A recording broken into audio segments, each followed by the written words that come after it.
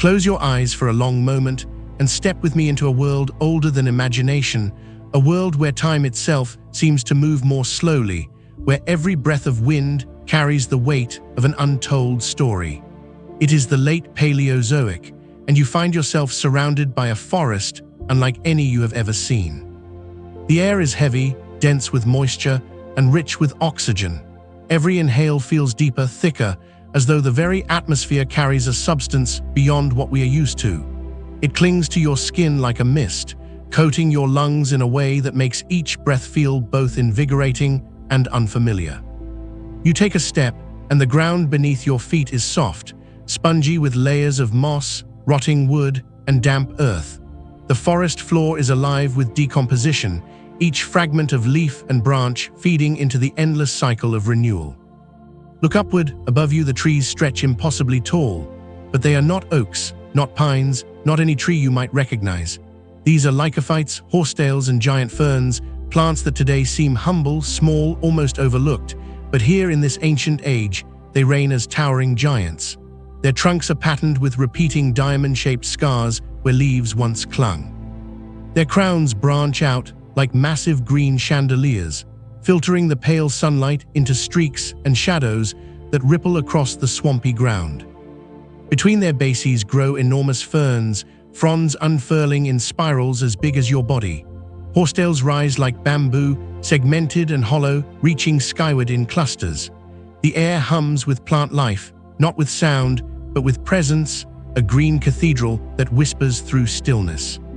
And yet for all this grandeur, something is missing. You pause and listen. The silence is strange. There is no birdsong, for birds do not yet exist.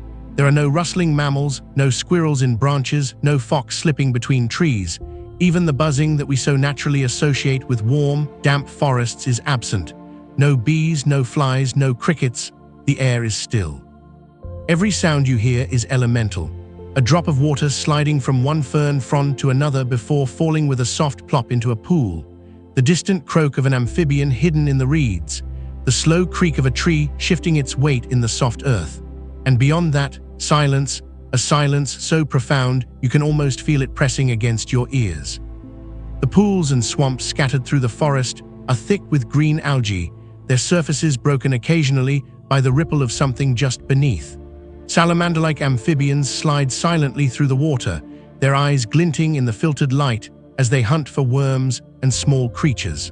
On the edges of the pools, their limbs leave faint trails in the mud before they vanish once more beneath the surface. The forest is a tapestry of shadows and muted greens, beautiful yet incomplete. Today, we are so accustomed to the constant background of insect life, the drone of bees, the flutter of butterflies, the click and hum of cicadas, that it feels almost impossible to imagine a world without them. But here, in this ancient forest, such a world exists. You can walk for hours under these towering trees and hear only the sounds of leaves brushing together in the faint breeze. The skies above, though rich with oxygen and ready to sustain flight, remain empty. No buzzing wings, no delicate dances of dragonflies or moths, only the heavy stillness of air untouched by tiny flyers. And yet beneath this quiet something is waiting. The earth is not stagnant, it is always preparing, always shifting, always creating. Evolution stirs in the shadows. In the soil, in the damp rotting logs, in the hidden cracks of bark, small forms are stirring, experimenting, changing. Soon these forests will no longer be silent. Soon wings will unfold, and the still air will be broken by the gentle, eternal music of buzzing, fluttering, and humming. For now, though, we linger in this stillness. We walk the spongy paths of the Carboniferous forest, breathing deeply of its heavy air, listening to the silence, and knowing that change is coming. The stage has been set. The plants have claimed the land, the amphibians have taken their first tentative steps from water to earth, and the oxygen-rich atmosphere hangs above like an open invitation. All that remains is for one group of creatures to rise and claim the skies. This is the world before wings. This is the world before insects learn to sing. Bend down close to the forest floor, and you will find a world hidden beneath the shadows of towering trees. While the canopy above stretches toward the sky, here in the damp undergrowth, another drama unfolds, one played out on a smaller stage, but no less vital to the story of life. The ground is alive with movement, though at first glance you might miss it. The moss carpet seems still, the decaying wood silent, the wet soil undisturbed. But look more carefully. Beneath the curling edges of a fern leaf, under the fallen bark of a lycophyte trunk, life stirs. Long, jointed bodies slide over the spongy ground, the first creeping arthropods. Millipedes as long as your arm stretches across the damp surface, their many legs moving in mesmerizing waves, each segment rising and falling in perfect rhythm. They are the recyclers, feeding on decaying plant matter, turning the forest's fallen leaves and branches into rich, fertile soil. Their work goes unnoticed, but without them, the great forests could not thrive. Beside them scuttle smaller creatures, ancient cousins of centipedes and early arachnids. Their bodies are low to the ground, their movements quick and cautious as they search for food among the moss and roots. Their antennae quiver as they taste the air, detecting chemical signals left behind by others of their kind. Every movement is careful, deliberate, attuned to the unseen messages written into the forest soil. There are no buzzing wings here, no flights into the air. These first creepers are bound to the earth, their bodies pressed against the damp soil, their lives unfolding in the shadows. But within their jointed legs, their segmented bodies, and their tiny breathing tubes, the blueprint of the insect world is already forming.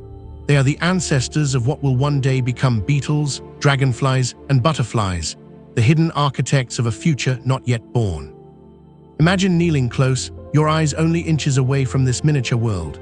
You see the gleam of chitin shining in the filtered light, each tiny segment polished by the moisture of the swamp.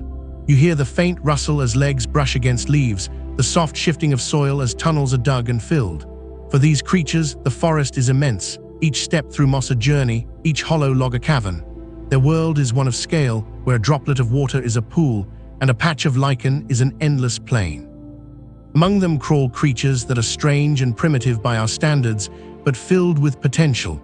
Some carry stiff, bristle-like projections that help them sense their surroundings. Others move with armored plates across their backs, a hint of the protective shells that future beetles will perfect. Their forms are experimental, shifting, changing, as evolution plays with possibility. And though they may be small, their presence begins to shape the ecosystem around them. By breaking down fallen plants, they feed the soil. By tunneling and crawling, they aerate the ground, making space for roots to breathe. They are engineers of the unseen, sculpting the forest in silence. In the stillness of the Carboniferous forest, these early creepers live their quiet lives, unnoticed by the giants above. Yet it is here, in this hidden layer, that the story of insects truly begins. From these creeping forms will arise wings, flight, and sound. From these tiny steps across damp moss will come the great chorus that will one day fill the air. For now, though, the forest floor is their realm. They move in shadows, beneath roots and fronds, content in their smallness. And as you watch them, you realize something profound. The future of Earth's ecosystems rests not only in towering trees or massive creatures, but in the persistence of the small, the humble, and the quiet. The first creepers remind us that history is not always written in thunderous footsteps or colossal shapes. Sometimes, it is written in the gentle touch of a millipede's legs against moss, in the slow crawl of a centipede through leaf litter, in the unseen labor of creatures so small that their importance can only be measured in patience, resilience, and time. Take a slow, deep breath. Imagine the air of today filling your lungs, light, thin, and familiar. Now imagine air that is different, air that feels heavy and thick, charged with oxygen in ways we cannot fully experience anymore. In the Carboniferous forests, over 300 million years ago, each breath carried nearly 1.5 times the oxygen that fills our atmosphere today. It was as though the very sky had been enriched, swollen with possibility, infused with the energy of life.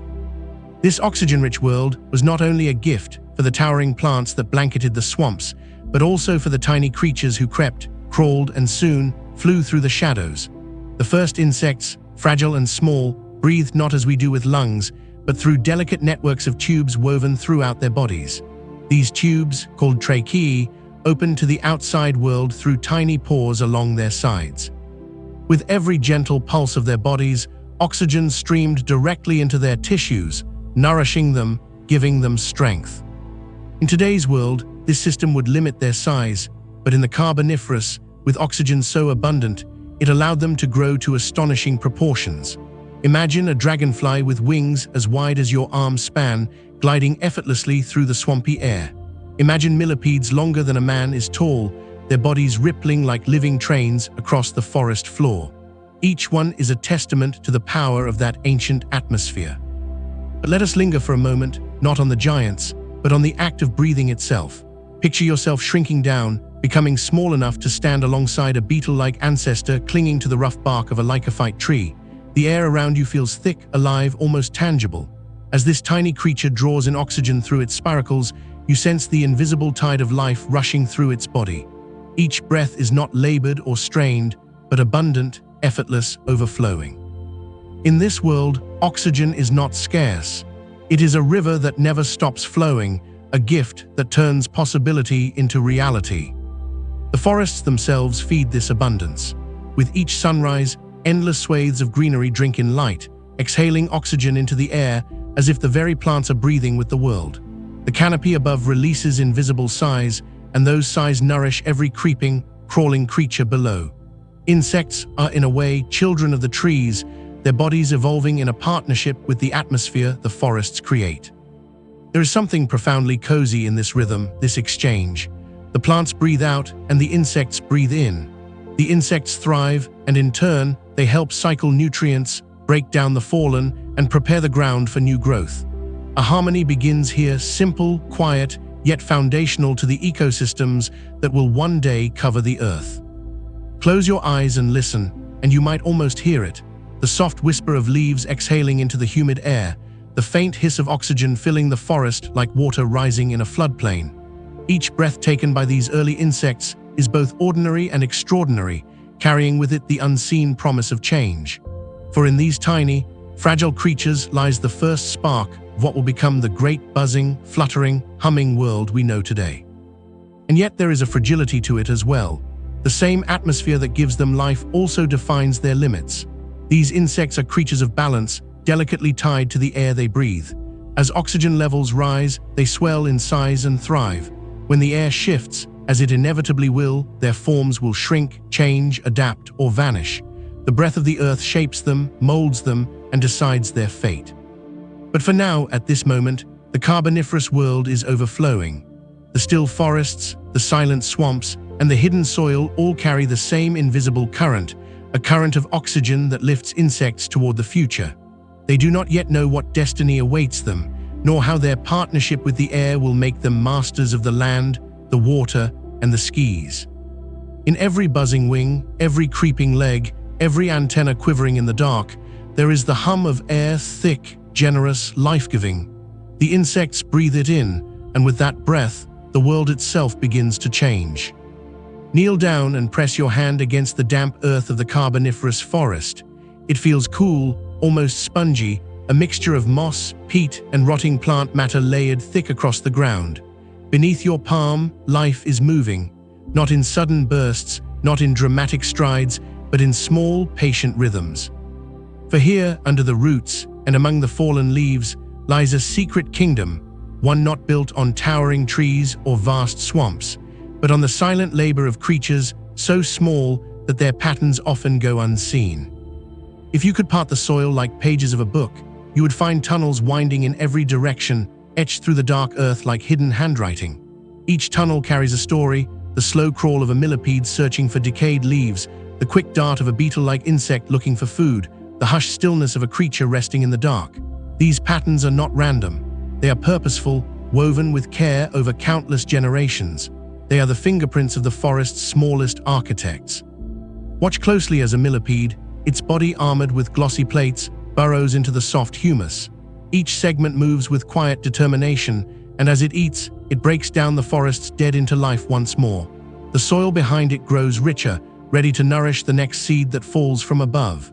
Beside it, a centipede threads its way through a root-filled passage, its antennae trembling as it senses vibrations in the ground. Where the millipede feeds, the centipede hunts, its movements quick and sharp, a predator in miniature. Together, they bring balance to this hidden world, one recycling, the other keeping populations in check. It is easy to overlook this underground realm, but without it, the great forests above could not survive.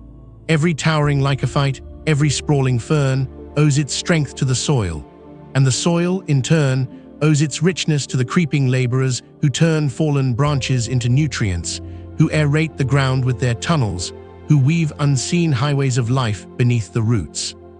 There is a coziness in this hidden kingdom, a quiet warmth in knowing that beneath every step you take, an entire world thrives.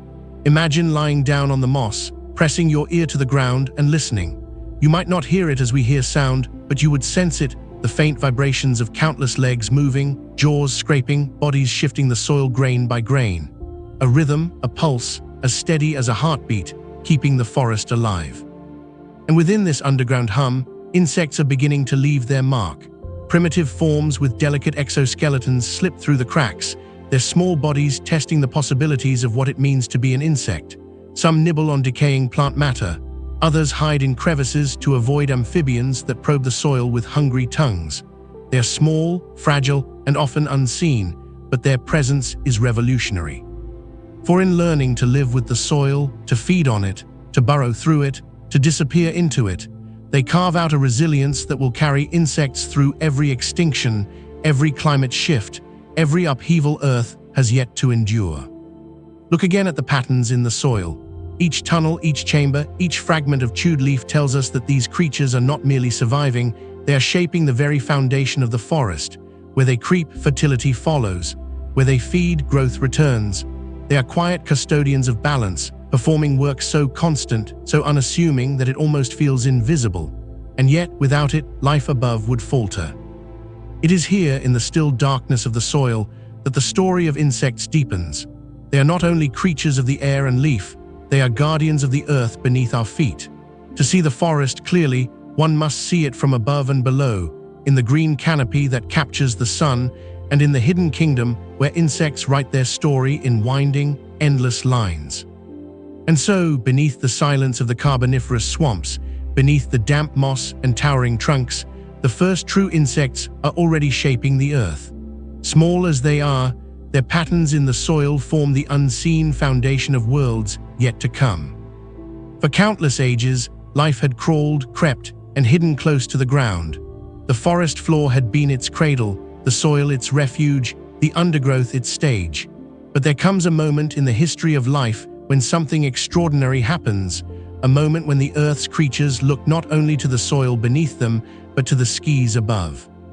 Picture it, the humid air of the Carboniferous forest hangs heavy between the trunks of giant lycophytes. Pools of still water glimmer faintly in the filtered light, their surfaces broken only by ripples from amphibians slipping beneath. The silence is deep, as it has always been, and then a flutter. It is delicate at first, almost too faint to notice. A shimmer, a blur of motion against the dappled light, but then another and another. Small forms lift themselves from the forest floor, their bodies carried by shimmering, translucent wings. The air, once untouched, now stirs with the movement of life. For the first time in Earth's long history, creatures have taken to the skies. These first winged insects are modest, not yet the giants they will become. Their wings are gossamer thin, stretched taut with veins that glisten in the sunlight. They beat not with the smooth confidence of birds, those are millions of years away, but with an experimental rhythm, a new innovation written into fragile bodies. Their flight is clumsy yet beautiful, each movement a miracle. Imagine yourself crouching low by a swampy pool, watching in awe as a small dragonfly-like ancestor rises into the air. Its wings catch the light, sparkling like fragments of glass. It hovers unsteadily, dips, then darts forward in a burst of speed. You can almost hear the faint hum of its wings, a sound so new, so unfamiliar, that the forest itself seems to pause to listen. This invention, flight, is more than a mere adaptation. It is a revolution. No longer confined to the ground, no longer bound to the soil, these insects claim a new dimension of life. They rise above the moss and ferns, above the predators lurking in the pools, above the creeping shadows. The skies, once silent, now belong to them. With wings, the possibilities multiply. They can travel farther, finding new pools, new patches of forest, and new sources of food. They can escape predators that once threatened them on the ground. They can spread their lineage across the swamps and forests with astonishing speed. In this single innovation lies the key to survival, expansion, and dominance. The forest changes with their arrival. Picture the great canopy stretching overhead, and now imagine delicate wings weaving patterns through the shafts of sunlight. Mayflies rise in swarms, their brief lives carried aloft in a collective dance above the waters where they were born. Dragonfly ancestors patrol the skies with sudden bursts of speed, their sharp eyes scanning for prey. The stillness that once defined these swamps is gone, replaced with a new kind of energy, the energy of motion, of buzzing, of flight. Even the air itself feels different. Once heavy and silent, it now hums faintly with the presence of life. The insects are small, yet their wings stir the atmosphere, their movements creating ripples in the great ocean of air that surrounds the earth. And though these first flights may seem fragile, tentative, even awkward, they hold within them a promise. In time, insects will refine this gift. They will learn to hover with grace, to dart with precision, to sustain long journeys. They will fill the skies in ways no creature before them has ever dreamed. But in this moment, it is enough simply to rise. There is something profoundly cozy in imagining this first flutter of wings. A world so ancient, so silent, suddenly transformed by something so small, so delicate, yet so enduring. If you listen carefully, you might almost hear it, the faint hum of wings carried across 300 million years, a whisper of life's determination to explore every possible path. In the history of Earth, there are turning points that reshape everything. The first creatures to crawl onto land, the first roots that split stone into soil, and now, the first wings that carve the air into a new domain of life. With this quiet innovation, the still forest is never truly silent again. The skies have been claimed, and the age of insects has truly begun. Lift your gaze now from the still pools and mossy ground to the vast cathedral of air above the Carboniferous forest. Once this space was empty, a silent canopy of mist and light unbroken by movement. But now it is alive. The air trembles faintly, filled with the shimmer of wings.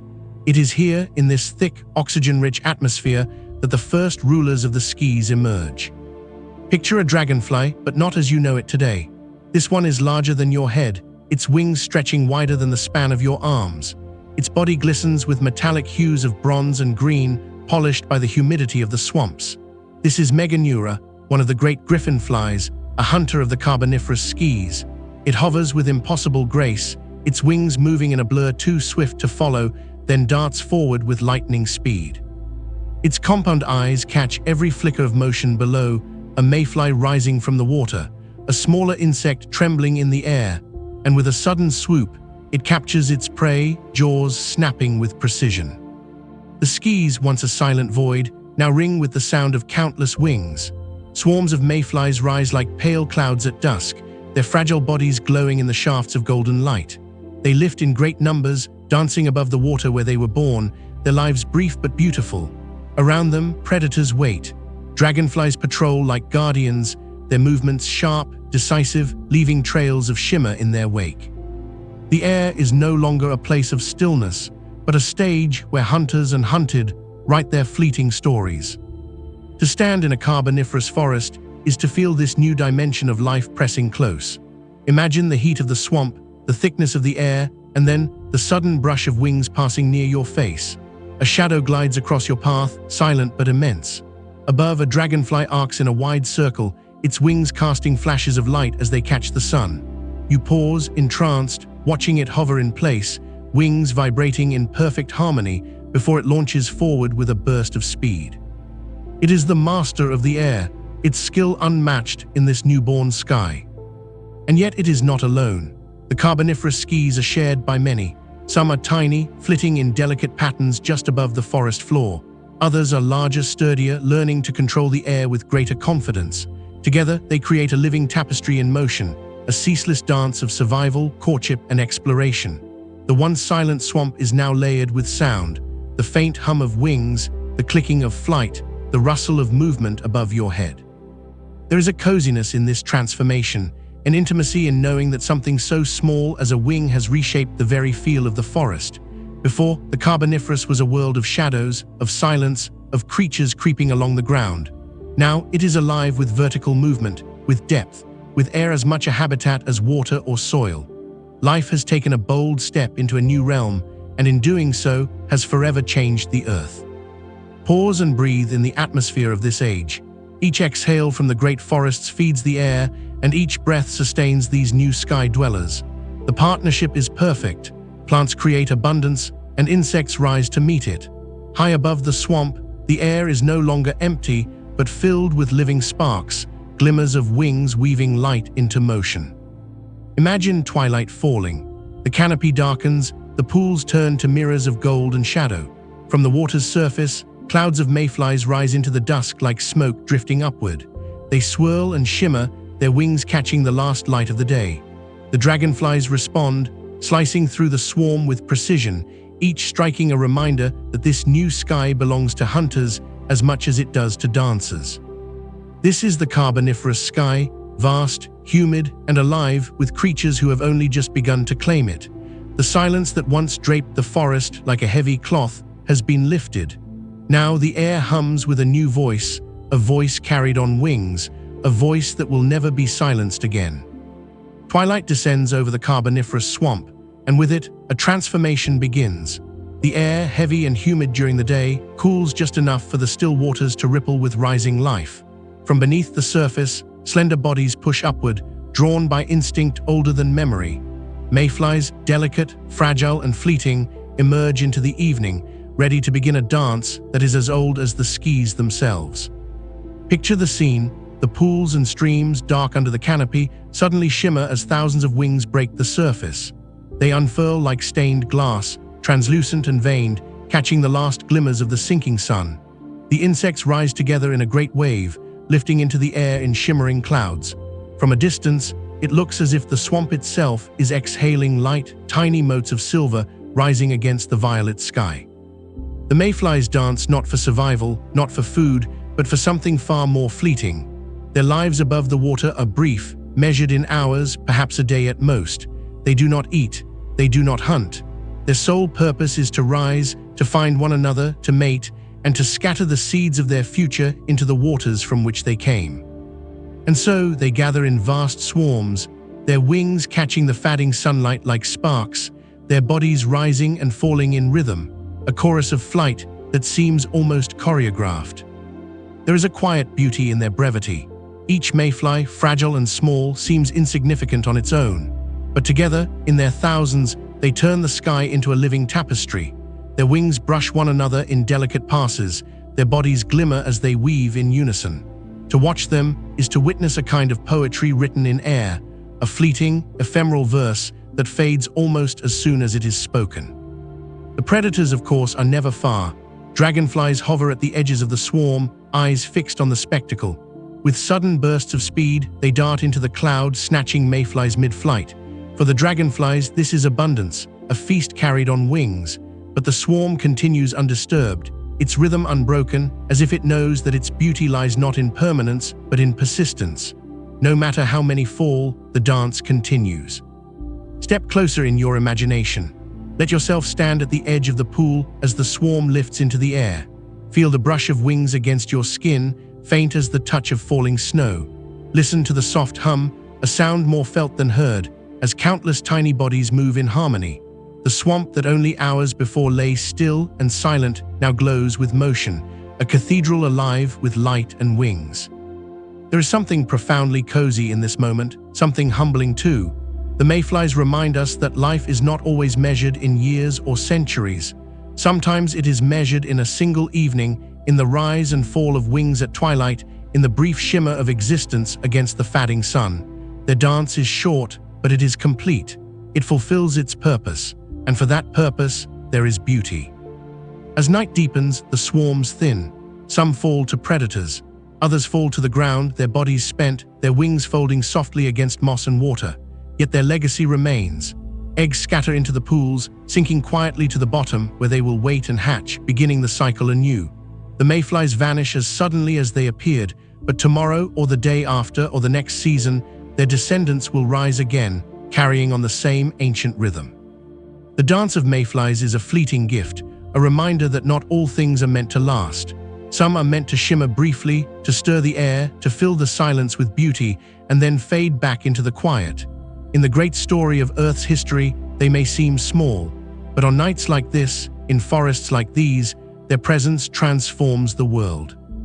And so, the Carboniferous skis hold a new kind of magic, the shimmering, ephemeral ballet of mayflies, a dance written not in permanence, but in passing, a dance that whispers, even the shortest life can leave the air forever changed. Flight is one of nature's most extraordinary inventions, to lift from the earth, to move not just forward or upward, but in every direction, to rise above obstacles and predators. It is a gift that reshapes what is possible. In the Carboniferous age, this gift was new, fragile, and imperfect. And yet, in its imperfection, it carried the seeds of innovation that would transform life on Earth forever. The first wings were not sleek, nor finely tuned. They were delicate extensions of the exoskeleton, thin membranes stretched between sturdy veins. When sunlight passed through them, they glowed like stained glass windows, each vein forming intricate patterns that looked more like art than utility. Early flight was clumsy, more flutters than glides, more sudden leaps than graceful arcs. And yet, even in its awkwardness, it worked. Those who could rise even a little had an advantage: to find food more quickly, to escape the jaws of predators, to cross streams and pools where others could not. Imagine crouching in the shadows of a towering lycophyte, watching as a small insect lifts itself into the air. Its wings beat furiously, not with the steady rhythm of a modern dragonfly, but with a trembling urgency. It hovers, sways, and then lurches forward. To our eyes, it might seem inelegant, but in that moment, it is revolutionary. For this is not just crawling, nor swimming, nor leaping. This is something wholly new, the ability to master the third dimension of life. With time, the insect's wings grew stronger, more versatile. Muscles deep within their thorax adapted, anchoring to sturdy plates that flexed and twisted the wings in ever more complex ways. Some learned to flap their wings in unison, propelling themselves forward with bursts of speed. Others mastered the trick of moving their wings alternately, allowing for hovering and fine control. Slowly, the awkward fluttering became steadier, the clumsy lifts became smoother, until the sky itself began to fill with confident, buzzing life. The forest changed with these innovations. Suddenly, the air above the pools and ferns was not just a pathway, but a living ecosystem. Small insects hovered above the water, skimming the surface with trembling legs. Larger hunters learned to intercept them mid-air, their flight honed into swift, deadly precision. What had begun as experimentation became competition, and competition spurred mastery. Each new adaptation, stronger veins in the wings, more efficient muscles, sharper eyesight, pushed insects further into the realm of dominance. Close your eyes for a moment and listen. In the silence of the Carboniferous swamp, a new sound begins to rise, faint but insistent. The buzz of wings, not a roar, not yet a chorus, but the beginnings of a voice that will one day fill meadows, forests, and gardens across the world. The sound is steady, rhythmic, like the strumming of invisible strings. It hums through the air, mingling with the calls of amphibians and the drip of water, weaving itself into the fabric of the forest's soundscape. There is something cozy in this hum, something familiar. For even though it is the first of its kind, it carries echoes of every summer afternoon we know today. The buzz of bees drifting among flowers, the chirr of cicadas in trees, the gentle drone of flies in warm air. It is a sound that will never fade, born here in these primeval swamps, destined to linger in every future forest and field. And beyond the hum lies the promise of refinement. Insects are tinkerers, sculptors of their own survival. Where wings falter, evolution strengthens them. Where flight is weak, new muscles emerge. Where patterns of movement fall short, new rhythms are found. Each generation learns the air a little better, each lineage adds a note to the growing song of wings. In time, they will soar with grace, hover like dancers, dart like arrows. But even now, in their early buzzing attempts, they have already reshaped the earth. The air is no longer empty. It is a living realm filled with bodies in motion, carried by wings that whisper the story of innovation. The buzz of those first wings is more than sound. It is a declaration. The skis are no longer silent, no longer untouched. The insects have claimed them, and with their fragile, trembling wings, they will never give them back. Lift your eyes to the skis of the Carboniferous, and there you will see them. Hunters gliding on wings that stretch wider than a hawk, bodies sleek, shimmering, and powerful. These are Meganeura, the griffin flies, dragonfly-like giants whose very presence defines the age of insect supremacy. Imagine standing in a clearing among towering lycophytes, the air heavy with humidity, the forest hushed except for the steady buzz of life. Then, with a sudden rush of wind, a shadow glides across the ground. You look upward, and there it is, a dragonfly the size of a raven, its wings spanning over 2 feet, its compound eyes gleaming like polished jewels. It moves with both grace and authority, a master of the skies in a world still learning how to fill them.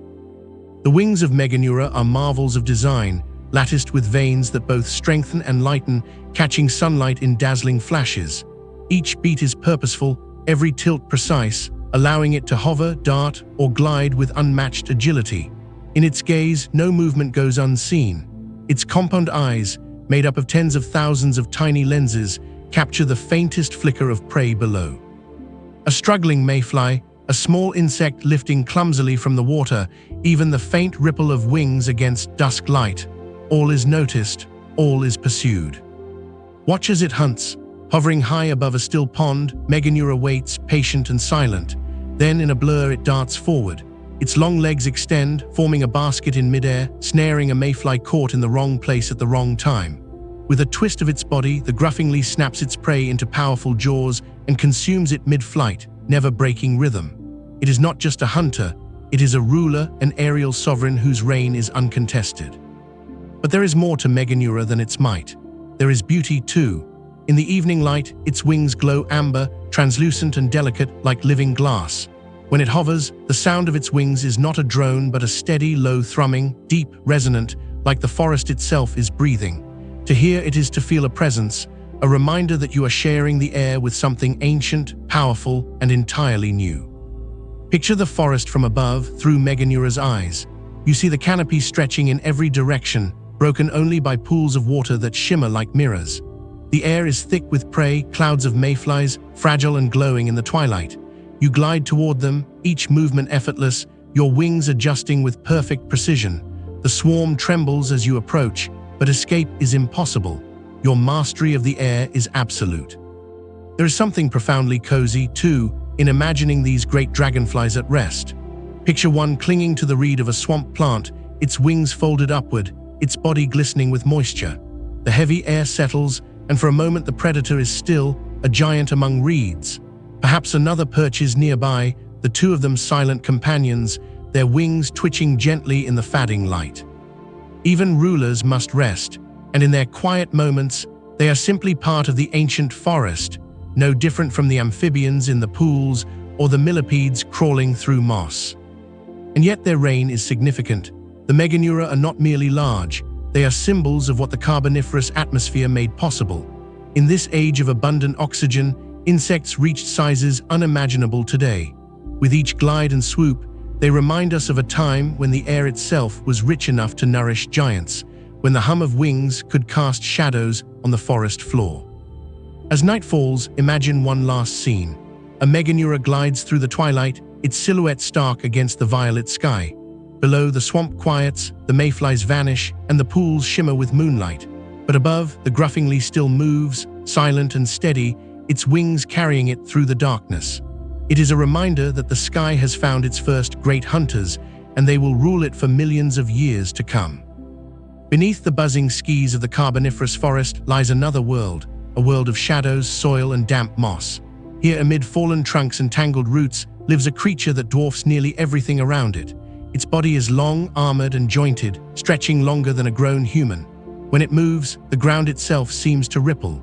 This is Arthropleura, the colossal millipede of prehistory, and to walk in its realm is to walk in the presence of a gentle giant. Picture it moving slowly through the undergrowth, its many legs rippling in waves like a living tide. Each segment of its body glistens with moisture, the armor plates overlapping in dark, glossy ridges that shine in the filtered light. As it crawls, the ferns part like curtains before it, and fallen leaves crunch softly under its weight. It does not hunt, nor does it strike fear with fangs or claws. Instead, it feeds on the forest itself, grinding leaves, moss, and decaying plant matter into nourishment. Yet its size alone makes it a ruler of the forest floor, a giant among creepers. Imagine kneeling close, your perspective shrinking until the damp soil beneath your hands is a vast plain. Before you stretch Arthropleura, its body undulates with the rhythm of hundreds of legs moving in perfect unison. The sound is subtle, a steady rustle, like wind brushing through dry grass. Its antennae sweep gently ahead, tasting the air, sensing the vibrations of creatures too small for you to see. To walk alongside it is to feel humbled, for though it does not roar or hunt, it commands the ground through sheer presence. The forest floor comes alive in its wake. Small insects scurry into crevices as the giant passes. Primitive roach-like ancestors dart into the shadows, their fragile bodies vanishing beneath bark and stone. Amphibians pause at the water's edge, watching as the massive arthropod glides silently by. The very soil is stirred by its passing, tunnels collapsing, leaf litter shifting, pathways rewritten. In its slow, deliberate crawl, Arthropleura redraws the map of the forest floor. And yet there is a coziness to its realm. Despite its size, Arthropleura is not a predator. Its life is one of quiet persistence, of feeding, moving, and shaping the earth in subtle ways. It is a creature of balance, an anchor to the ecosystems around it. In the thick, oxygen-rich air of the Carboniferous, its form is possible, not monstrous, but natural, a reminder that the world can nurture giants even from the humblest beginnings. Close your eyes and imagine the atmosphere. The air smells of damp peat and green rot, rich and earthy. Shafts of light pierce the canopy above, illuminating clouds of spores drifting lazily through the air. You hear the buzz of dragonflies overhead, but beneath, you hear something slower, steadier, the endless ripple of legs moving across moss. It is not threatening. It is steady, patient, a rhythm that grounds the forest in its own timeless way. At times, you might find Arthropleura resting. It curls slightly beneath the shelter of a fallen trunk, its armored body blending with the patterns of bark. Rain falls softly through the canopy, dripping over its ridges, beading into droplets that glisten like jewels on its back. Smaller insects gather in the damp around it, unbothered by the giant's presence. In these quiet moments, the colossus seems less like a ruler and more like a part of the living fabric, one thread in the vast, intricate weave of the Carboniferous. But when it moves again, you are reminded of its scale. It stretches across your path, a bridge of living armor, each step patient and assured. You could follow its body for meters before reaching its tail. It is as if the earth itself has decided to walk, a fragment of the forest floor given motion. And though millions of years will pass, and such giants will fade as the world changes, their memory lingers, written into the soil, whispered in the fossilized patterns of ancient stone. The realm of Arthropleura is one of quiet majesty. It is not loud, not violent, not swift. But in its presence, you sense the power of scale, the intimacy of slowness, the comfort of knowing that even the mightiest of creatures can live gentle lives, feeding on leaves, shaping the earth not through destruction, but through persistence. It is a reminder that size does not always equal terror, that greatness can be found in patience as much as in power. Here beneath the buzzing skis, in the damp shadows of towering trees, the giant of the forest floor moves with timeless grace.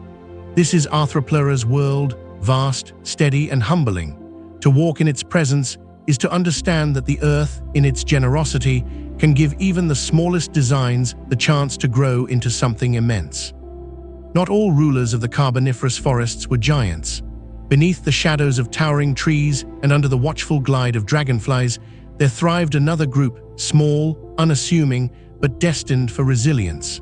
These were the roach-like pioneers and the earliest ancestors of beetles, creatures whose modest size belied the vast legacy they would one day carry. Imagine kneeling at the base of a massive lycophyte, its bark ridged with diamond patterns. Press your hand to the moist soil and lean close. At first, the forest floor seems quiet, only moss, fallen leaves, and damp fragments of wood. But wait. Shift a piece of bark, roll aside a rotting log, and there they are, small, flattened bodies, glossy in the dim light, scurrying quickly into shadows. Their antennae sweep back and forth, delicate feelers that test the air for danger. These are the early cockroach-like insects, some of the most adaptable creatures of their time. Their forms are simple yet perfected for survival. A tough exoskeleton shields them from predators and the harshness of their world. Their legs are built for speed, carrying them swiftly into cracks and hollows. They feed on nearly anything, decaying plants, fallen spores, fragments of wood softened by fungi. Where others may starve, they thrive. Where the giants of the forest depend on oxygen and abundance, these small pioneers depend only on resourcefulness. There is something profoundly cozy in their persistence. While dragonflies dominate the skies and Arthropleura commands the soil, these small insects work quietly, unseen, turning the refuse of the forest into life again. They are humble recyclers, part of a great hidden economy. The forest may roar with the power of giants, but its heartbeat belongs to the small, to the creatures who endure, who adapt, who outlast. And from among these early roach-like forms, another lineage begins to stir, the ancestors of beetles. Picture them, compact bodies, wings protected beneath hardened covers that fit neatly like puzzle pieces. When danger presses close, they pull their delicate wings beneath this shield, safe from harm. When the air is still, they emerge, unfurling their hidden flight and vanishing into the forest. Even in these early days, the beetles carry the blueprint of perfection, armored, adaptable, and enduring. Imagine lifting a rotting log in this Carboniferous swamp. Beneath it lies a community of these beetle-like insects, their glossy shells catching the faint glow of filtered sunlight. They scatter at once, some burrowing deeper into the damp wood, others rushing into the soft folds of moss. Their movements are coordinated chaos, a reflex born of countless generations of survival.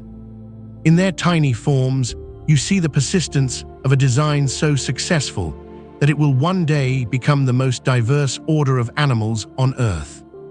The cozy beauty of these ancestors lies not in grandeur, but in their quiet efficiency.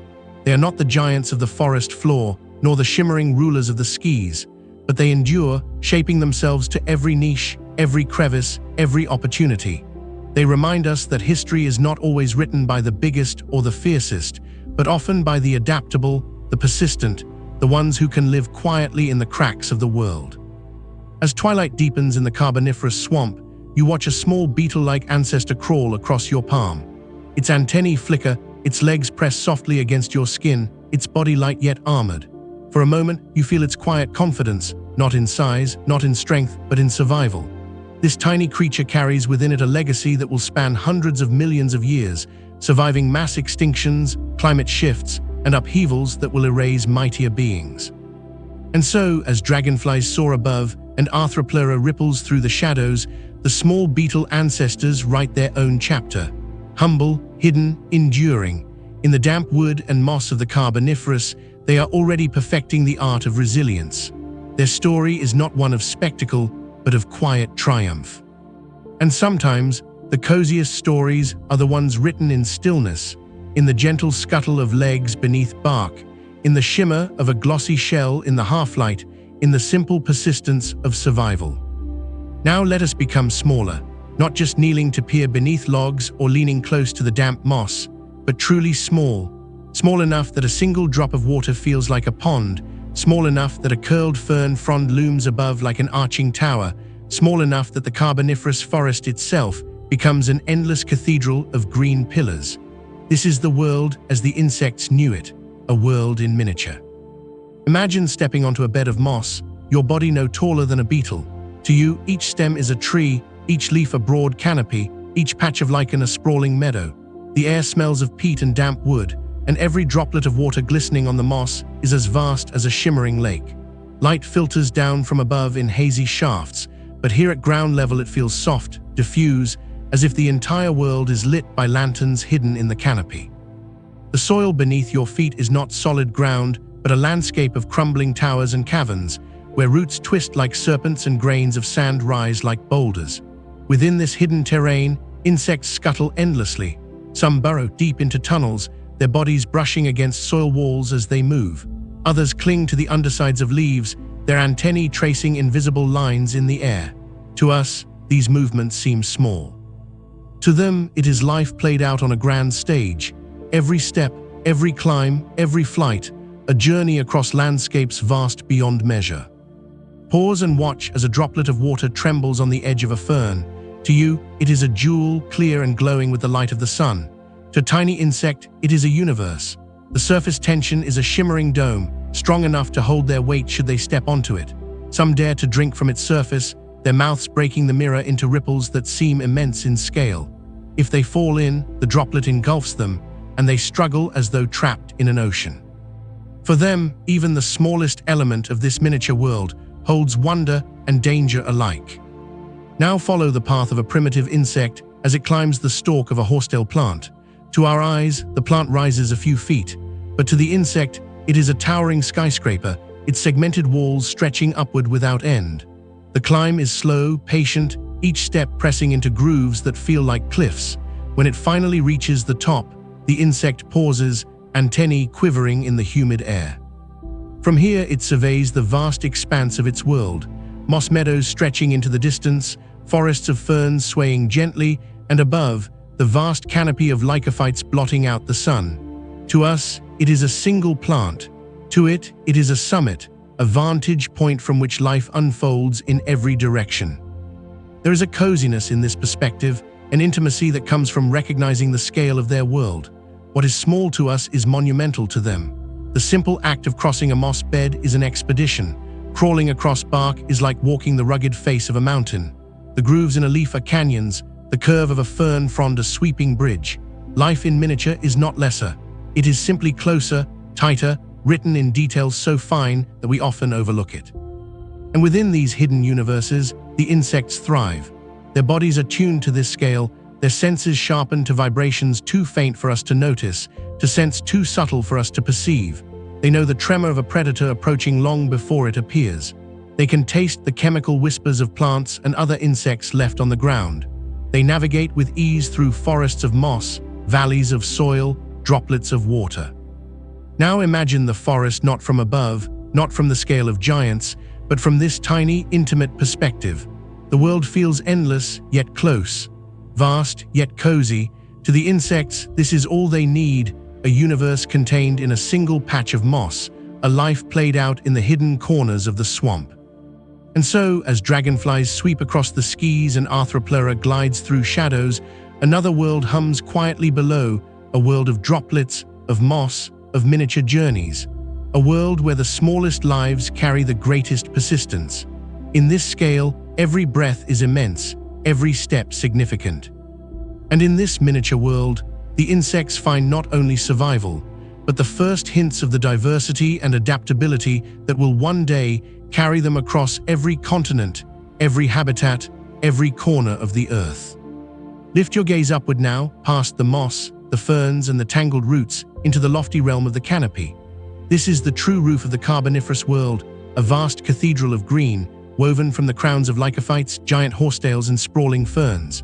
The canopy stretches across the swamps in endless waves, dimming the forest floor below into perpetual twilight. Here above the shadows, the light is stronger, the air warmer, and life flourishes in ways unseen from the ground. The trees of this age are unlike any that stand today. Towering lycophytes rise as straight columns, their trunks patterned with diamond scars where leaves once grew. Some stretch more than 30 meters into the sky, higher than a 10-story building. Their crowns fan outward in massive plumes, overlapping with neighbors to form an unbroken ceiling of green.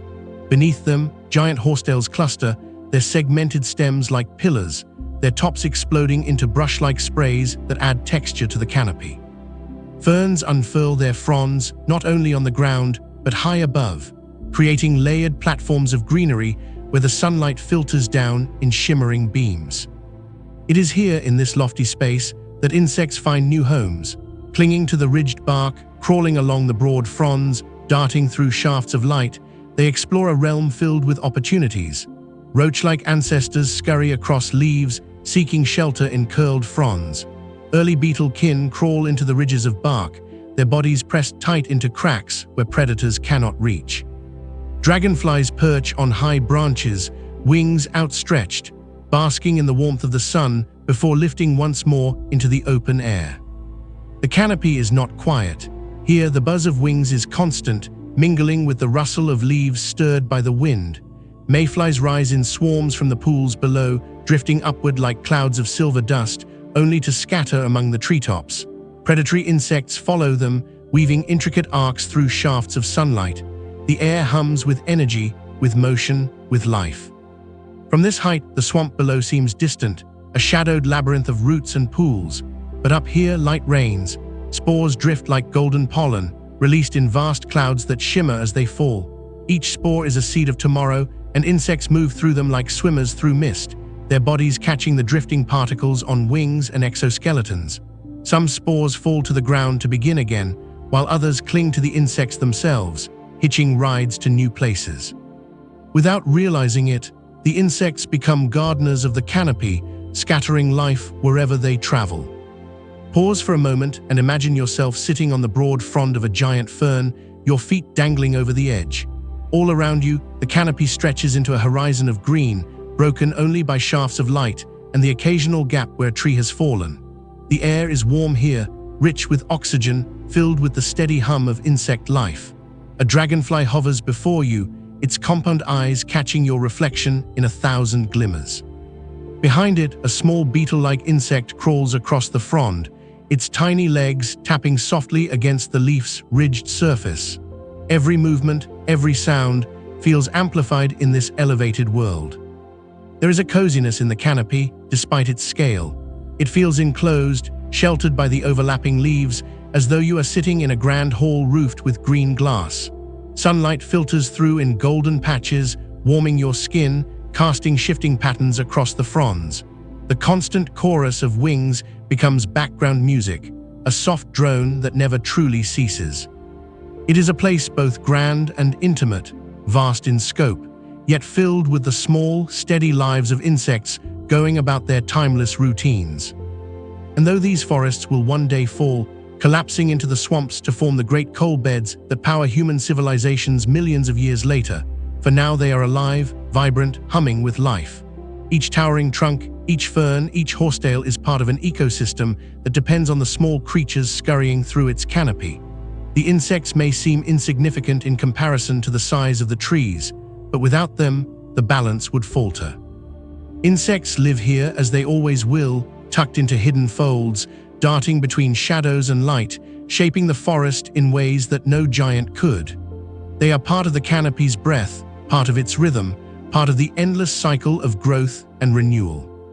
And so, the coal forests of the Carboniferous are not only monuments of green, but sanctuaries of wings, where insects write their story in the quiet crevices of bark and the golden haze of drifting spores. High above the swampy earth, among the ferns and horsetails, they thrive in a world of light and shelter. And though the giants of the canopy will one day fall into silence, the insects will endure, carrying the memory of these green cathedrals into every age that follows. Step down now from the heights of the canopy into the shaded stillness beneath. The air here feels different, cooler, damper, infused with the sense of soil and rot. This is the underworld of the Carboniferous forest, where towering roots anchor themselves deep into the earth and fallen trunks lie half-buried in moss. It is here, in the quiet crevices of bark and the winding tunnels beneath roots, that insects have found some of their most intimate sanctuaries. Kneel close to a fallen lycophyte, its trunk massive and ridged like the pillars of a ruined temple. At first glance, it seems lifeless, its bark softening into spongy layers, its core hollowing into dark passages. But lean closer, slide your fingers over the grooves in the bark, press your ear against the wood. Listen, the log hums faintly with activity. Insects are here. Small beetle-like ancestors crawl between the softened layers of bark, their glossy shells glinting in the half-light. They slip into cracks so narrow you can barely see them, disappearing into a labyrinth of hidden passageways. Their antennae sweep the air before them as they navigate, sensing the faint vibrations of neighbors, the musty scent of decay, the subtle traces of predators. Their legs tap rhythmically against the wood, a sound too faint to hear unless you press yourself close. To them, this rotting log is not a fallen tree but a fortress, a home, a world within a world. Roots too hold secrets. Beneath the swampy ground, the roots of giant horsetails and lycophytes spread like tangled veins. Insects creep along them, carving tunnels into the soil, weaving paths that carry air and water into hidden chambers. Some tunnels simply to move unseen, others to feed on decaying matter wrapped around the roots. Each passage reshapes the earth, turning solid soil into a web of winding corridors. These unseen builders make the ground soft, breathable, alive.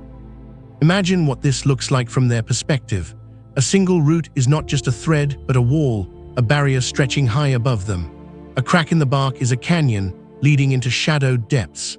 A hollow log is a cavern vast enough to house entire communities. The insects move through these spaces as explorers, mapping worlds that we, at our scale, would simply step over without noticing. And as they move, they give back to the forest. By burrowing, they aerate the soil. By feeding, they recycle the dead into nutrients. By living in shadows, they carry spores and particles with them, scattering life into every crack. Their hidden labor makes the forest stronger, though few would ever see them at work. There is a cozy stillness in these shadowed places. Imagine crouching beside a hollow log, your hand resting on its damp surface, while inside you hear the faint shuffle of countless tiny legs. It is not loud, not chaotic, but steady, like the soft rustle of pages in an unseen book. The insects are writing their part of the forest story here, beneath the surface, in passages too small for human eyes. Their work is patient, quiet, and enduring. Everywhere you look, life fills the cracks. A roach-like insect clings upside down to the underside of bark, perfectly still, blending with the mottled patterns of decay. A cluster of smaller insects gathers where fungus has spread across the wood, their mandibles nibbling patiently at the soft growth. In the soil, a beetle ancestor carves a fresh tunnel, the soil spilling behind it in tiny grains.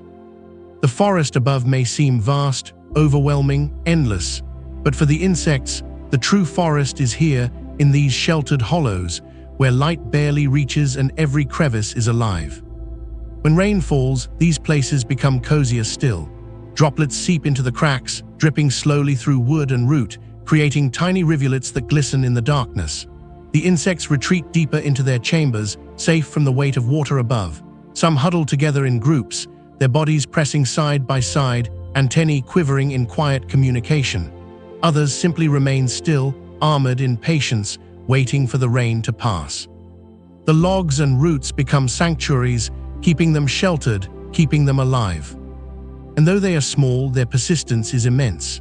Giants may stride across the forest floor, dragonflies may glide through the air, but these hidden lives are what sustain the system. Without them, the forest would choke on its own abundance, unable to recycle its dead. With them, every fallen branch becomes soil, every root hollow becomes a passage, every piece of bark becomes a shelter. The insects among roots and bark remind us that life is not always loud, not always seen. Sometimes it is written in whispers, in tiny scratches, in the quiet patience of creatures who build entire worlds in spaces no larger than a fingertip.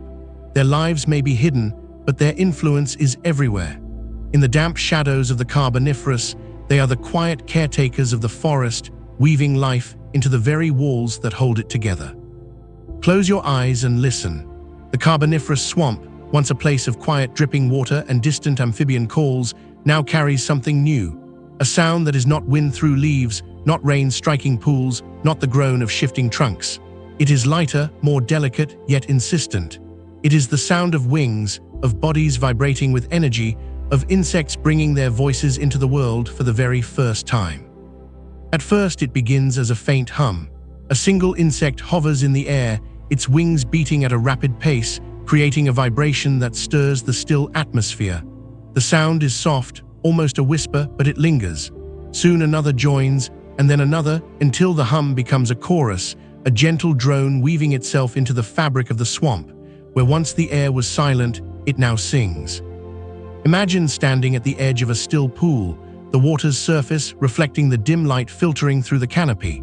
From beneath the surface, mayflies rise, their wings flickering as they lift into the evening. Each one adds to the sound, a faint buzzing thread stitched into the growing fabric of noise. Dragonflies cut across the swarm, their wings producing deeper thrums, lower notes in the symphony. The forest hums, and you feel it not only in your ears, but in your chest, in the very air that presses against your skin. This is the first music of insects, a language born not of words, but of rhythm. Some sounds are accidental, the byproduct of flight, but others begin to carry purpose. A scrape of wings against legs, a subtle clicking, a low vibration, these are signals, messages written in sound. Here in the humid swamps, insects are not only shaping the air with their bodies, but filling it with their voices. There is a coziness in this chorus, a sense of comfort in knowing that the silence has been replaced by a constant murmur of life. Picture yourself lying back on a mossy log, staring up through the towering fronds of the canopy as the hum of wings surrounds you. It is not harsh or overwhelming, but steady, soothing, like the crackle of a fire or the patter of gentle rain. It wraps around you, reminding you that the world is alive in every direction. The sounds shift with the time of day. At dawn, the air is quieter, filled only with the occasional buzz of an early riser. By midday, the swamp hums with activity, the songs of wings blending into a background that never quite fades. But it is at dusk that the symphony truly crescendos. As the light dims and the air cools, clouds of insects rise from the water and moss, their wings beating together in a living orchestra. The buzzing swells, layered and complex, as if the forest itself has found its voice. Some of these sounds carry meaning. A vibration signals a mate, a rhythmic click warns of danger, a low thrumming establishes territory. Primitive though they are, these songs are the first conversations written into the air. In time, they will grow into the complex calls of cicadas, the delicate chirps of crickets, the rhythmic buzzing of bees. But even here at the dawn of insect song, the message is clear. Sound is power, and the insects have learned to wield it. Imagine the swamp at night. The canopy above blots out most of the starlight, but the pools glimmer faintly with reflections of the moon. The amphibians have grown quiet, their croaks fading into stillness. But the insects remain. Their wings continue to hum, their songs continue to vibrate, creating a soundscape that lingers even in the deepest darkness. If you listen carefully, you realize the forest is never truly silent again. And there is comfort in this realization. The songs of the swamp are not only signals or byproducts of flight. They are a heartbeat, a steady rhythm that reassures the forest that life is everywhere, in every corner, in every shadow. To walk through these ancient swamps is to be wrapped in sound, to feel the coziness of a world alive with music that will never be silenced. The first songs of insects are not grand symphonies. They are small, delicate, humble, but they carry within them the seeds of everything to come. From the gentle buzz of wings to the rhythmic chirr of future crickets, from the low thrum of dragonflies to the complex dances of bees, all of it begins here in the Carboniferous swamps with the soft hum of wings. Dusk settles over the Carboniferous forest like a slow, deep breath. The canopy glows with fading amber light, its tall trunks casting long shadows across the swampy ground. Pools of water, once gleaming with daylight, turn to liquid mirrors, reflecting streaks of orange and violet in the sky. The heat of the day softens, and a cool dampness creeps into the air. This is the hour when the forest comes alive in song. From the pools, clouds of mayflies rise like drifting smoke. Their wings shimmer in the low sun, scattering flashes of light as they lift higher and higher into the air. Each delicate body contributes a note, the faint hum of wings that, when multiplied by thousands, becomes a resonant chorus. It begins softly, a low buzzing background, and then builds into a tapestry of sound. Dragonflies circle at the edges of these swarms, their wings thrumming deeper tones. Their movements are sharp, cutting arcs through the cloud, each dive and hover adding rhythm to the symphony. Roach-like ancestors rustle through the leaf litter, their bodies scraping softly against fallen bark, their antennae tapping delicate percussion against the ground. Tiny beetle kin click against wood as they shift and feed, adding faint ticks to the chorus. The swamp, once silent at twilight, is now filled with layers of sound woven together into something vast, alive, and constant. Imagine standing at the center of this soundscape. The air around you vibrates. The chorus presses against your skin, fills your ears, enters your lungs with every breath. You are no longer a visitor, but part of the performance, wrapped in the fabric of life's first great orchestra. Every buzz, every click, every hum is a voice, and together they create music that no single creature could make alone. As the sky darkens, the chorus deepens. Bats do not yet exist, they will come millions of years later, so the insects rise unchallenged into the night, their swarms unbroken. The sound grows denser as more emerge from hidden places, from the cracks in bark, from tunnels beneath roots, from the folds of moss and fern. Each one adds its tone until the very air seems to sing.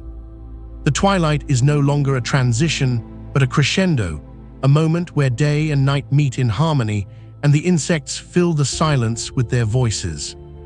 There is a coziness in this chorus, an intimacy in hearing the world itself hum around you.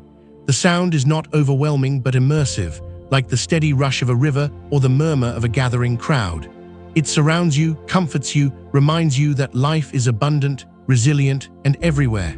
The insects, in their countless numbers, create a lullaby for the forest, a song of persistence and presence. Imagine lying back on a mossy bank at the edge of a pool. The sky above fades into purple, the first stars barely visible beyond the canopy. The chorus continues, layered and unbroken, a living soundtrack to the falling night. The hum of wings blends with the scent of damp earth, the coolness of evening air, the faint glow of spores drifting lazily from the treetops. You close your eyes, and the forest becomes pure sound, a steady, endless vibration that rocks you gently into stillness. And then, as night deepens, the music softens. Some swarms settle back onto the water, their brief lives finished. Some insects retreat into bark and roots, quieting their voices. The great chorus does not end abruptly, but slowly unwinds, like an orchestra fading into silence. Yet even in its quietest moments, the forest is never truly silent again. A faint hum always lingers, carried on the air, echoing in the shadows, promising that life continues. The twilight chorus of the Carboniferous is more than sound. It is a ritual repeated night after night, binding the forest together. It is the first great concert of life, a prelude to every buzzing meadow, every summer night filled with crickets, every dawn thick with the murmur of bees.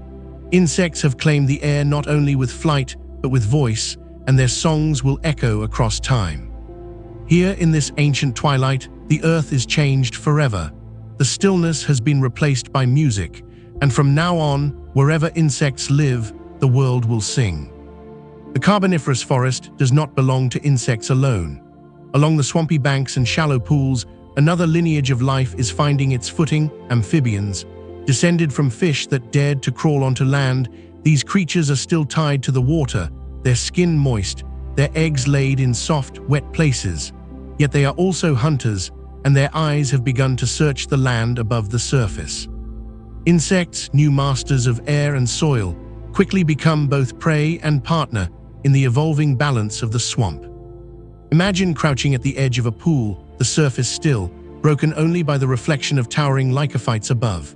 A ripple spreads outward, and from the shadow of a reed, an amphibian emerges. Its body is long and low, like a salamander, with legs splayed wide as it clambers onto the bank. Its skin glistens in the damp twilight, mottled in patterns that help it blend with moss and mud. Its eyes, round and unblinking, watch intently as the hum of wings fills the air. A mayfly drifts too close, rising in a lazy spiral above the water. The amphibian tenses, still as stone. Then, with startling speed, it snaps forward. Its wide mouth opens, and in an instant the insect is gone, swallowed whole. The ripple fades, the amphibian settles again, waiting for its next chance. This scene plays out endlessly across the Carboniferous. Amphibians, still tied to their watery homes, find in insects a new and abundant food source. Some patrol the edges of swamps, snapping up mayflies and beetles. Others creep onto mossy banks, their tongues darting out to capture prey in the undergrowth. Insects, for their part, adapt to this pressure. The quickness of wings, the instinct to scatter in swarms, the tendency to hide beneath bark and roots, all are sharpened by the watchful gaze of amphibian hunters. The relationship is not one-sided. Amphibians keep insect numbers in check, preventing swarms from overwhelming fragile ecosystems. In return, the insects provide an endless supply of nourishment, fueling the growth and survival of these early land vertebrates. Together, they form one of the first true food chains on land, insects feeding on plants and soil, amphibians feeding on insects, and the cycle continuing in balance. Picture a quiet evening along a shallow stream. The twilight chorus of wings hums above, while amphibians line the banks like patient fishermen. Some are small, no larger than your hand, snapping at gnats and roach-like crawlers.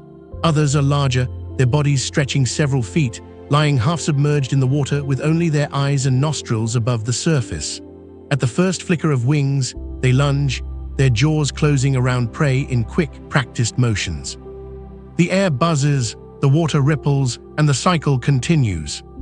There is something profoundly cozy in this balance, a sense of harmony between predator and prey. The amphibians do not hunt in anger or greed, they hunt because it is their way of life, their survival. The insects, for their part, do not vanish in fear. Their numbers are vast, their resilience endless. Each interaction is part of a rhythm, as steady as the beating of wings, as reliable as the flow of water through the swamp. Now imagine lying on a bank of moss, your cheek pressed against the damp earth, as you watch one of these ancient amphibians. Its belly slides against the mud as it crawls forward, its body low and deliberate. You hear the faint snap as its jaws close around an insect mid-flight. You hear the hum of wings retreating into the air, the rustle of movement in the soil. The forest is alive not with chaos, but with cycles, each life linked to another in quiet, unbroken patterns. Over time, this relationship will shape both lineages. Amphibians will learn patience, stealth, and precision from their endless hunt. Insects will grow quicker, more elusive, perfecting flight and concealment. Together, they refine each other, pushing evolution forward in small, steady steps. And though millions of years will pass, the pattern will never truly fade. Even today, frogs wait at the edges of ponds for unsuspecting flies. Salamanders prowl damp logs, searching for beetles. Dragonflies still fall to the quick snap of a hungry mouth. The Carboniferous was the beginning of this story, but it is a story that continues in every quiet marsh, every forest pool, every garden pond of our modern world. The amphibians and the insects remind us of a simple truth: balance is the heart of life. The buzzing wings and the watchful eyes, the quick snaps and the endless flights, all are part of a larger rhythm, cozy, eternal, and enduring. High above the swampy floor, the forest breathes. Every towering lycophyte, every horsetail, every fern unfurls its fronds and stretches its leaves into the humid air, drawing sunlight and exhaling oxygen. For millions of years, plants have shaped the atmosphere, fed the soil, and woven the green fabric of the earth. But in the Carboniferous, they find new companions, tiny creatures that will one day become their greatest allies, insects. At first, the connection is incidental. Mayflies, dragonfly kin, roach-like ancestors, and beetle-like pioneers move through the ferns and branches without intention beyond survival. Their wings brush against spores, their legs carry bits of pollen like dust from one frond to another. When they land to rest, their bodies gather fine particles, which are released elsewhere as they lift again. It is not yet deliberate, not yet the intricate partnership of bees and flowers, but the first steps are being taken. The dance has begun. Imagine a broad fern frond, its surface slick with dew. A small beetle-like insect crawls slowly across it, its legs leaving faint trails in the moisture. As it moves, tiny spores cling to the ridges of its exoskeleton, carried away without its notice. Later, it burrows into another fold of green, and the spores fall, settling into fertile soil where new plants will grow. Without knowing it, the insect has become a gardener, a courier of life.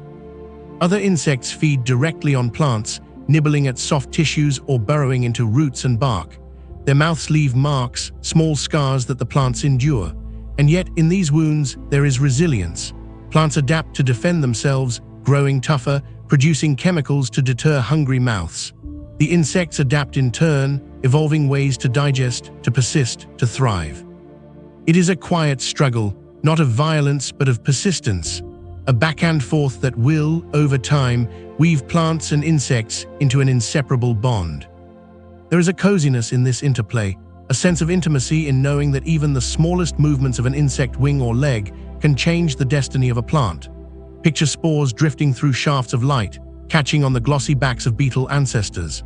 Picture insects resting on mossy roots, their bodies brushing against spore clusters, scattering them into the air. The forest, already lush and green, becomes even more fertile, sustained by this partnership of accident and persistence. Now imagine the canopy from above. The air is filled with drifting clouds of spores, golden in the late sunlight. Dragonflies slice through the haze, scattering spores in every direction. Smaller insects pass through them, carrying some away, releasing others as they land. From the ground, it looks like dust falling in the beams of twilight, but to the plants, it is life spreading, an invisible thread binding their future to the movement of insects. The partnership is not yet fully formed, not yet the delicate coevolution of flowering plants and pollinators that will one day dominate Earth's landscapes. But even in these early days, the pattern is set. Plants provide food, shelter, and air. Insects return the gift by moving spores, shaping soil, breaking down the fallen, and scattering life across the swamp. Together, they sustain one another, each relying on the other in ways that will only deepen as time unfolds. Pause here and let the coziness of the scene settle in. You sit at the base of a massive lycophyte, leaning against its ridged bark. All around you, insects crawl and flit, their movements quiet but purposeful. Some rest on your arm, their delicate feet tapping against your skin before lifting again. You watch as spores drift lazily downward, glowing faintly in the shafts of light. An insect brushes past you, and in its wake, the spores swirl and scatter. You realize that you are sitting in the heart of a partnership, one so subtle you might miss it, yet so powerful it will shape the entire history of life. In time, flowers will bloom, bees will buzz, butterflies will flutter, and the world will be filled with color and sweetness. But all of that begins here, in the quiet swamps of the Carboniferous, where plants and insects first learn to share the work of survival. It is a story of patience, of small exchanges, of accidental kindnesses that become essential. Plants and insects are weaving their futures together, stitch by stitch, wingbeat by wingbeat. And though neither knows it, their partnership will one day paint the earth in blossoms, meadows, and buzzing gardens. For now, though, it is enough that spores drift and insects wander, that life finds new ways to spread in the cozy, humming forests of the Paleozoic. Lift your gaze once more from the roots and moss to the air above. The skis of the Carboniferous are no longer silent. They are alive with wings, with swarms, with shimmering clouds of mayflies and beetle-like flyers. Yet wherever there is abundance, there are hunters. And here, in this vast aerial stage, the predators are unlike anything the world has ever seen. Picture Meganeura, the great griffinfly, hovering like a shadow at the edge of a swarm. Its wings stretch wide, more than 2 feet across, shimmering as they catch the last light of day. It holds itself in perfect stillness, suspended on beating wings so fast they blur to invisibility. Its eyes, immense and compound, see every flicker of motion around it. To us, the swarm is chaos, thousands of insects rising and falling in shimmering waves. But to Meganeura, the swarm is ordered. Each movement is tracked, each wingbeat mapped, each tiny flyer's trajectory locked in its vision. Then in a sudden burst, it moves. Its body darts forward, a blur of motion cutting through the swarm. Long spiny legs extend like nets, scooping a mayfly mid-flight. Its jaws snap shut, and the prey is gone before the sound even reaches your ears. With barely a pause, it circles again, ready for the next strike. The swarm quivers, but the predator remains unchallenged. The sky belongs to it. And it is not alone. Smaller dragonflies and aerial hunters fill the skies as well, each playing their part in this new food chain. Some hover just above the surface of pools, waiting for mayflies to rise. Others patrol the canopy, swooping between fronds and branches in search of unsuspecting prey. The air is no longer a place of freedom alone. It is a battlefield, a stage for predators and prey locked in an endless dance of survival. Imagine yourself lying back on a mossy bank, staring upward into the twilight sky. You see the clouds of insects shimmering above, like drifting smoke. Then a shadow passes across your vision, a dragonfly swooping down, wings flashing as it cuts through the swarm. Another follows, and then another, each darting and weaving with effortless grace. The hum of wings is punctuated by sudden bursts of silence as predators glide, then dive, their movements so precise they seem choreographed. The air is alive with tension, every beat of a wing carrying the possibility of life or death. Yet there is coziness even here, in the balance of predator and prey. The swarms are vast, their numbers unending. For every mayfly taken, thousands continue their dance. For every beetle snatched mid-flight, others cling to leaves and bark, ready to rise again. The predators keep the swarms in check, and the swarms feed the predators in turn. It is not cruelty but rhythm, not chaos but harmony, written in the movements of wings. Consider the dragonfly itself, perched on a reed at the edge of a pool. Its wings are folded upward, their veins glowing faintly in the fading light. Its body is still, its immense eyes glinting like jewels. In this quiet moment, there is no terror, no hunter, but simply a creature resting, waiting, breathing the same heavy air as everything else in the forest. Even the fiercest predator has its calm, its pause, its place in the cozy hum of life. And when it lifts again, when its wings buzz with renewed energy, you feel the wonder of this innovation. Flight has not only given insects freedom, it has given them power. The power to hunt, to pursue, to claim the skies as their own. For millions of years, no vertebrate will challenge them here. The skies belong to insects, and the dragonflies are their kings. As darkness settles, the predators fade into shadow. Their silhouettes drift above the pools, their wings whispering against the thick air.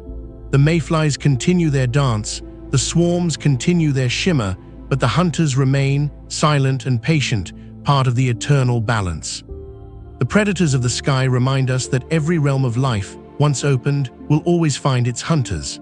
Yet they also remind us of beauty, of the shimmering glide of wings, the silent swoop through dusk light, the perfection of a body tuned to air, cozy, deadly, timeless.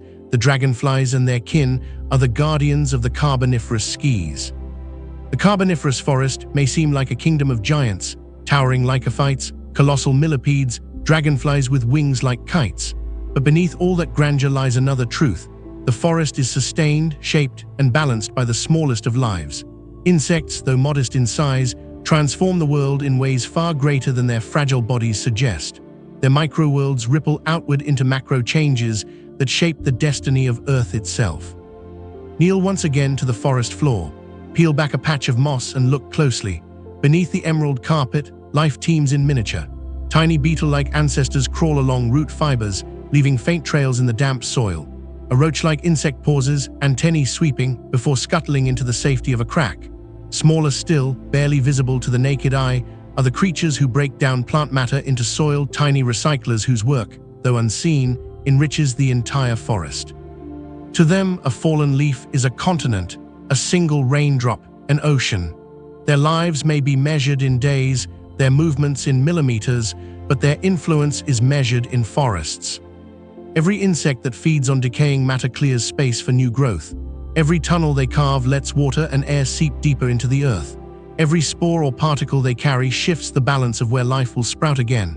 What seems like random, scattershot activity is in fact a quiet orchestration, a symphony of smallness. Without their labor, the forest would choke beneath its own weight, buried in the dead and fallen. With them, it thrives, endlessly renewed. Imagine watching a single insect, small, glossy, its body no longer than the tip of your finger. It pauses on a decaying log, mandibles working patiently as it chews through softened wood. Each bite is insignificant on its own, yet multiplied by thousands, by millions, the bites of insects turn towering forests into fertile soil. That soil, in turn, nourishes the next generation of trees, which stretch toward the sun and exhale oxygen into the sky.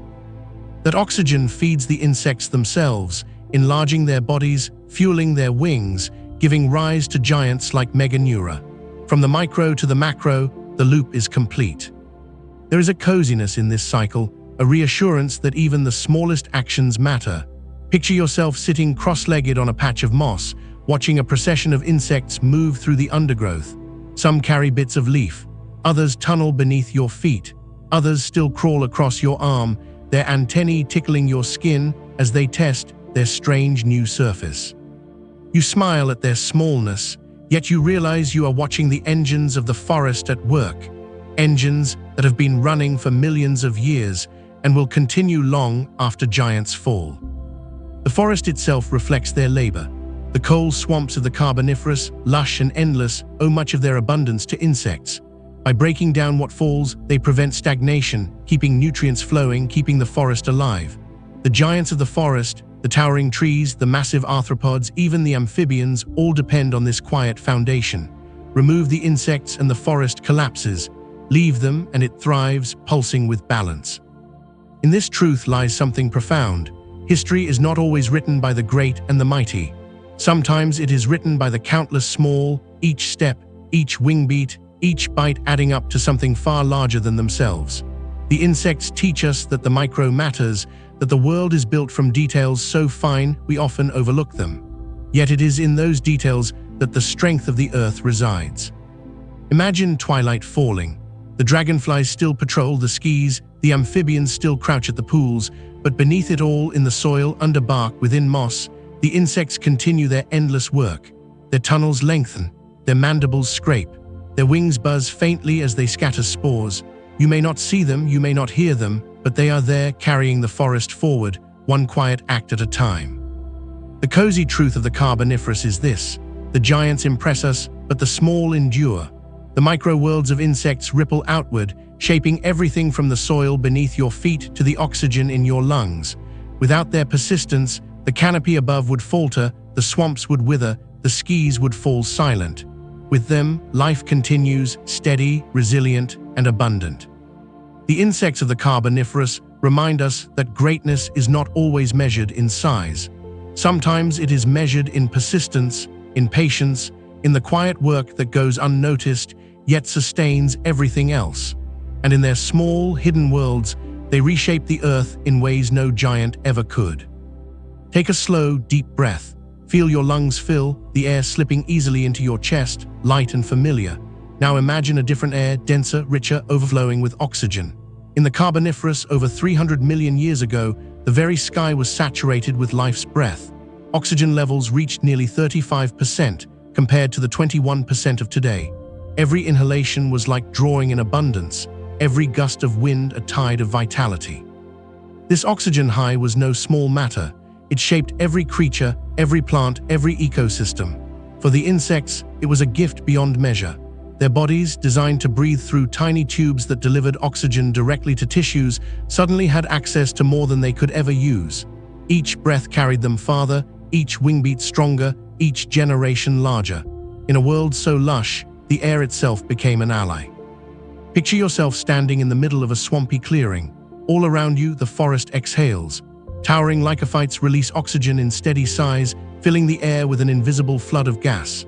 It clings to your skin, thick and heavy, pressing against your chest as though the very atmosphere is alive. You look upward, and in the golden light above, dragonflies the size of hawks glide in wide circles. Their wings beat with lazy confidence, sustained effortlessly by the richness of the air. On the forest floor, Arthropleura, the colossal millipede, ripples across the moss, its body longer than a human's. Such a creature could not exist today. The air would not carry enough oxygen to fuel its immense bulk. But here, in this ancient world, it thrives, every segment of its body nourished by the atmosphere's generosity. The giants of this time are not born of magic or chance. They are born of air. And yet, it is not only size that the oxygen high grants. It is energy, endurance, and possibility. Insects once limited to short, frantic bursts of flight now learn to hover, glide, and sustain themselves aloft for longer spans. Their hunting becomes more efficient, their escapes more daring. The skies grow crowded, the forest alive with movement. Every beat of a wing, every flicker of motion is amplified by the air that sustains it. Imagine the chorus of wings on a warm evening. Mayflies rise in great clouds, their fragile forms glowing in twilight. Dragonflies slice through them, their movements smooth and tireless, their bodies carried by the air itself. The hum of wings is louder here, fuller, as though each note has been deepened by the richness of oxygen. The forest vibrates not just with sound, but with vitality, a living song written into the air. There is a cozy intimacy in this thought, that even the smallest insect owes its power to the breath of the forest, to the unseen generosity of the atmosphere. The trees exhale, the insects inhale, and in that exchange a world of giants is sustained. To sit beneath the canopy is to be part of this rhythm, to breathe the same air that carries dragonflies into the sky, to feel the atmosphere itself buzzing with life. But abundance carries fragility as well. The oxygen high is a balance, delicate and temporary. For now it sustains great size and endless flight, but in time the atmosphere will change. The forests that exhale so generously will fall, collapsing into coal beds that fuel distant futures. The air will thin, the giants will fade, and insects will shrink, adapting to the new balance. Yet their memory lingers in fossils, in the whispers of stone, in the great dragonfly wings imprinted like stained glass into ancient rock. Pause here and let the coziness of this world surround you. Imagine lying in the damp moss, the air thick and sweet with oxygen, as shadows of enormous wings pass above. The dragonflies glide silently, their bodies glowing faintly in the evening light. Each breath you take feels heavy, nourishing, alive. You close your eyes and realize that you are breathing the very element that gave rise to giants, that turned the hum of insects into a symphony, that shaped the destiny of life on Earth. The Carboniferous oxygen level was higher than the atmosphere. It was an invitation, a stage set for innovation, for abundance, for scale beyond imagination. It gave insects the skis, gave forests their vastness, gave the Earth a period of lush, humming vitality unmatched in its history. And though the balance will one day change, here, in this ancient moment, the air itself is a gift, and life, small and great alike, breathes deeply of its abundance. The Carboniferous forests hum with life, and the skis are filled with giants, dragonflies with wings wider than a child's arms, millipedes that stretch across the forest floor like living trains, insects of every shape growing larger than any that will follow. It seems as though this age of abundance will last forever, but the earth is never still, and balance never holds for long. Slowly, imperceptibly at first, the air begins to change. The great oxygen high, which once filled the atmosphere with richness, begins to ebb.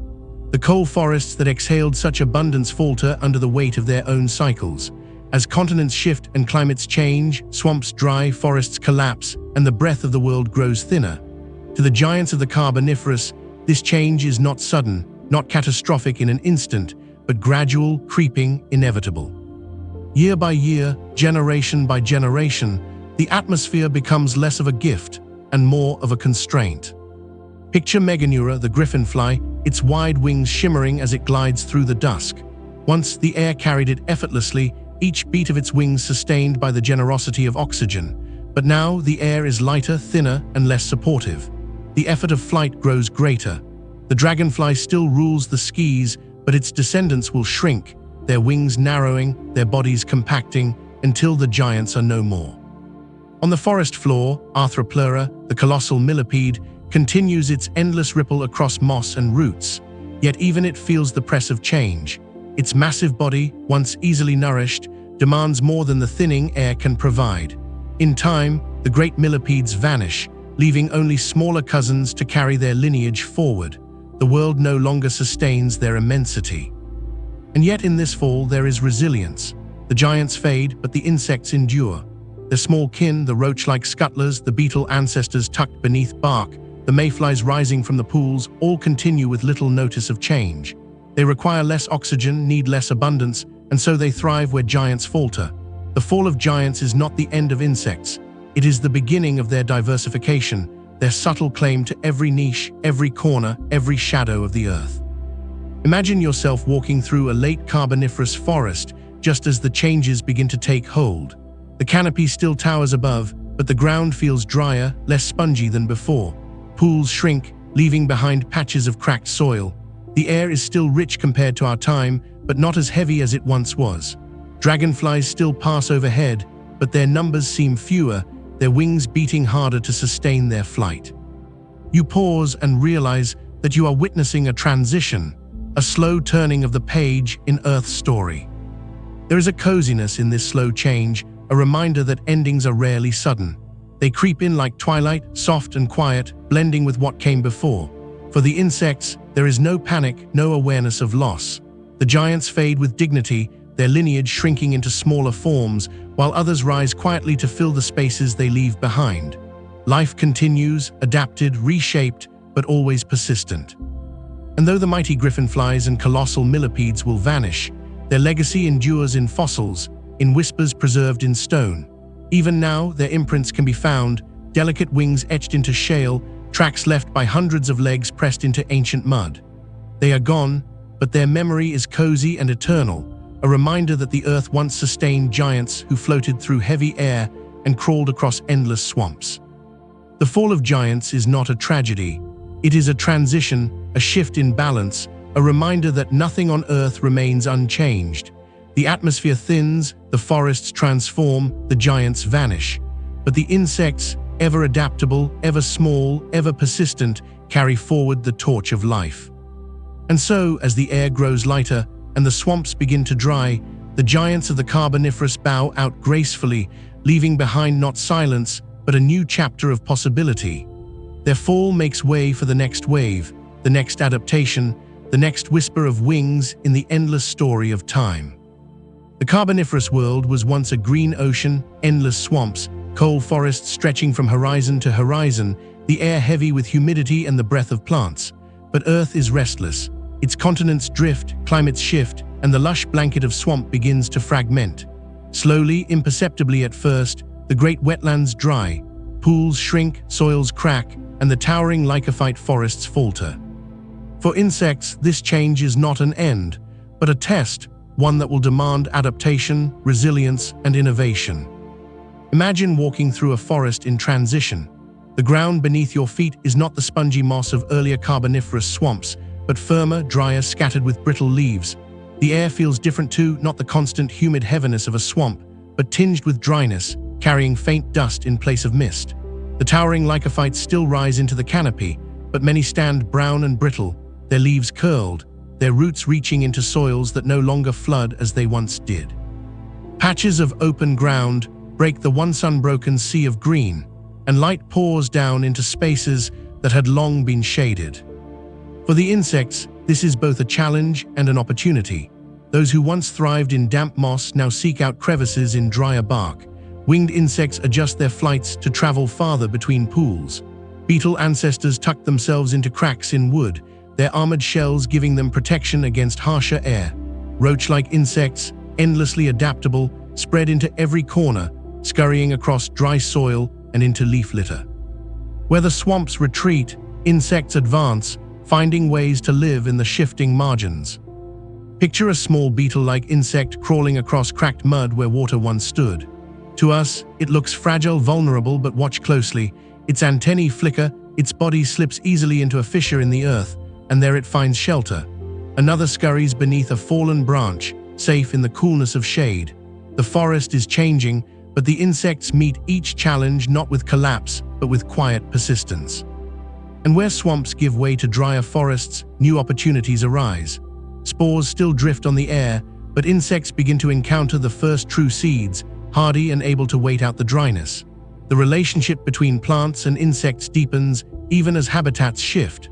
Small interactions, an insect brushing past a spore cluster, carrying it unknowingly to new soil, become more important in scattered forests. Survival now depends on mobility, on adaptability, on the ability to endure both damp and dry. There is a coziness in this resilience, a reassurance that even as the world changes, life finds ways to continue. Imagine sitting at the base of a drying tree, leaning against its rough bark. All around, insects move in quiet determination. Some crawl across your legs, seeking new paths. Others lift into the air, their wings catching the golden light of a setting sun that now streams more freely through the thinning canopy. The forest is not what it once was, but it is alive, humming, adjusting. You breathe in the drier air, and though it feels different, it carries the same hum of wings. For larger creatures, the drying forests are harder to endure. Amphibians lose their swampy havens, their eggs and skin vulnerable to desiccation. Many retreat to the shrinking pools, their numbers dwindling. But for insects, the shift is survivable. They are small, efficient, and endlessly versatile. They slip into cracks, hide beneath bark, take flight in search of new homes. They remind us that survival is often found not in size or strength, but in adaptability. From these shifting forests will come something new. As the swamps dry, insects prepare to spread into lands beyond, into drier climates, into open spaces, into habitats that will define the Permian age to come. Their story is not one of loss, but of transformation, of taking the lessons of the swamp and carrying them into new worlds. The drying forests whisper a truth that echoes through all of Earth's history. Change is constant, but life persists. The coal swamps may fade, their giants may fall, but the insects endure, buzzing and crawling, humming and adapting, their tiny lives carrying forward the great rhythm of time. Carboniferous world, green and damp, filled with giants, begins to fade. The great coal swamps collapse under the weight of shifting continents and changing skies. The Earth enters a new age, the Permian, and with it comes a world drier, more open, more volatile. The transition is not sudden. For countless seasons, forests still rise, insects still hum, amphibians still prowl, but shadows lengthen, both in the sky and in the destiny of life. The age of abundance gives way to an age of endurance. Imagine standing at the edge of a forest during this transition. Behind you, the remnants of swamp shimmer in the low light, the air still thick with insects rising in evening swarms. Before you, stretches of drier land open into the distance, soils cracked, vegetation sparser, the green of lycophytes replaced by tougher plants able to withstand harsher air. The horizon feels different here, wider, hotter, less forgiving. It is a landscape that demands resilience, and the insects are ready to meet it. The great giants of the Carboniferous, the dragonflies with wings like banners, the millipedes that stretched across the ground like living rivers, begin to vanish. Their bulk is no longer sustainable in thinning oxygen and drier air, but their smaller cousins thrive. Beetles, roach-like pioneers, and winged ancestors of future lineages spread into every crevice. They slip into bark, burrow into soil, scuttle beneath stones. They are not diminished by the shrinking swamps. Instead, they multiply, adapting swiftly to a world in flux. Picture a Permian landscape at dusk. The air is drier, the pools fewer, but the hum of insects is still there. Beetles click softly beneath bark. Early cicada-like ancestors begin to vibrate, their wings producing primitive songs that carry through the thinner air. Mayflies still rise where water lingers, though in smaller clouds than before. And dragonflies, though no longer giants, still dart across the skies, their movements sharp and decisive, their legacy unbroken. The world is changing, but the chorus of wings persists. There is a coziness in their persistence, a comfort in knowing that no matter how harsh the environment becomes, the insects endure. Imagine sitting beside a rocky outcrop, watching as the sun dips low, painting the sky in shades of orange and violet. Around you, the land feels more open, the air less heavy, the forest less dense. Yet in the cracks of stone, in the folds of bark, in the drifting twilight, insects move with quiet confidence.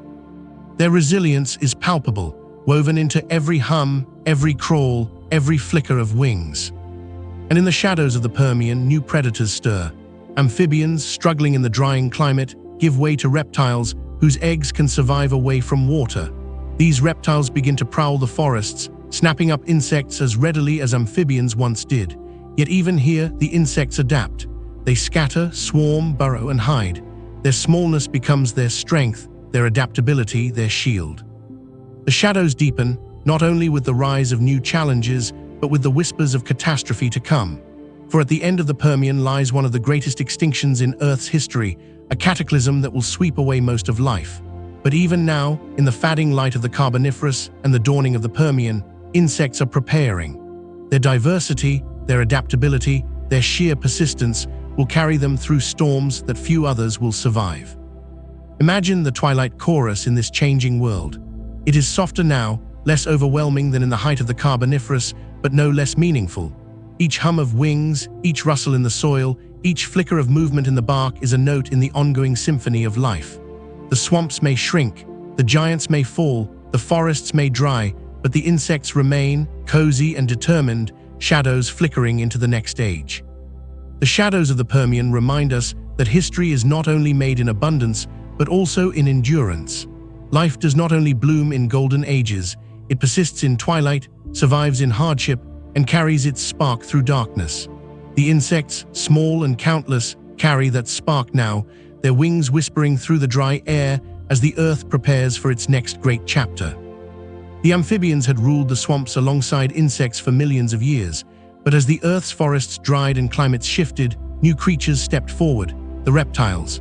With their scaly skin, resistant to drying air, and eggs protected by tough shells that no longer required water to survive, reptiles could go where amphibians could not. They spread into the drier lands, onto open soils, across rocky outcrops, and wherever they went, insects were waiting. The first encounters were simple, instinctual, reptiles hunting insects for food. Imagine a small reptile, no larger than a modern lizard, crouched low against a patch of dry ferns. Its body is mottled to blend with the ground, its limbs tucked beneath it. A roach-like insect scurries from the shadows, its antennae quivering as it searches for leaf litter. The reptile's eyes lock on, unblinking, steady. Then, with a sudden burst, it lunges, jaws snapping shut around the insect. The struggle is brief. The reptile swallows, lifts its head to the fading light, and then settles again, waiting for the next movement in the soil. Insects became the first feast of the reptiles, plentiful, nutritious, and everywhere. For every scuttling beetle ancestor, for every cloud of mayflies, for every dragonfly that drifted too low, there was a reptile ready to strike. This abundance fueled the reptiles' expansion, helping them grow, adapt, and spread across the shifting landscapes of the late Paleozoic. Yet the relationship was not one-sided. As reptiles hunted, insects evolved. They grew quicker, more evasive, their wings sharper and more agile. Those that crawled learned to conceal themselves in bark and soil, their colors blending with shadows. Others took to the air more often, finding safety above the reach of snapping jaws. Insects had faced amphibians before, but reptiles presented a new challenge: hunters faster, stealthier, more persistent. The insects responded in kind, their adaptability sharpening with every generation. Picture the edge of a drying forest, where rocky ground spreads into patches of scrubby vegetation. A reptile prowls slowly, its belly low to the earth, its tongue flickering to taste the air. Ahead, a cluster of insects moves among the roots, unaware. The reptile strikes, but some insects scatter into the air, their wings buzzing frantically. Others dive into cracks in the soil, vanishing into shadows. The reptile snaps its jaws, capturing one, but the rest survive. Predator and prey are locked in an endless game, each refining the other in silence. There is coziness in this exchange, a rhythm that feels familiar even now. The reptiles, with their watchful eyes and sudden strikes, are not so different from the lizards and geckos we see today, stalking beetles in gardens and roaches in kitchens. The insects, quick and countless, carry the same energy they always have: restless, adaptive, impossible to erase. In this ancient forest, we see the first echoes of a relationship that continues in every backyard and woodland across the modern world. For the reptiles, insects are more than food, they are opportunities. With insects so abundant, reptiles are free to experiment with form and function. Some grow larger, their diets expanding beyond insects to amphibians and eventually to one another. Others remain small, perfectly tuned to the hunt of tiny prey. The abundance of insects fuels reptilian diversity, giving rise to new adaptations, new lineages, new futures. For insects, reptiles are more than hunters. They are sculptors, shaping insect evolution through endless pressure. Every strike teaches insects new ways to evade, to scatter, to endure. Wings sharpen, shells harden, colors shift. Insects learn resilience through pursuit, and in turn, their persistence ensures that reptiles always have prey. The cycle binds them, predator and prey shaping one another as time unfolds. Imagine twilight falling in this new world. The chorus of insect wings still fills the air, but among it now comes the soft scuttle of reptilian feet, the faint hiss of tongues flicking, the sudden snaps of jaws.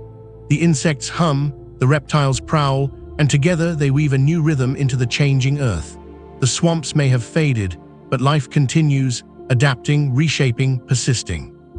The meeting of insects and reptiles marks the beginning of a partnership both harsh and enduring, one of pursuit and escape, of survival and adaptation. Cozy in its balance, eternal in its rhythm, it is a relationship that will never truly end.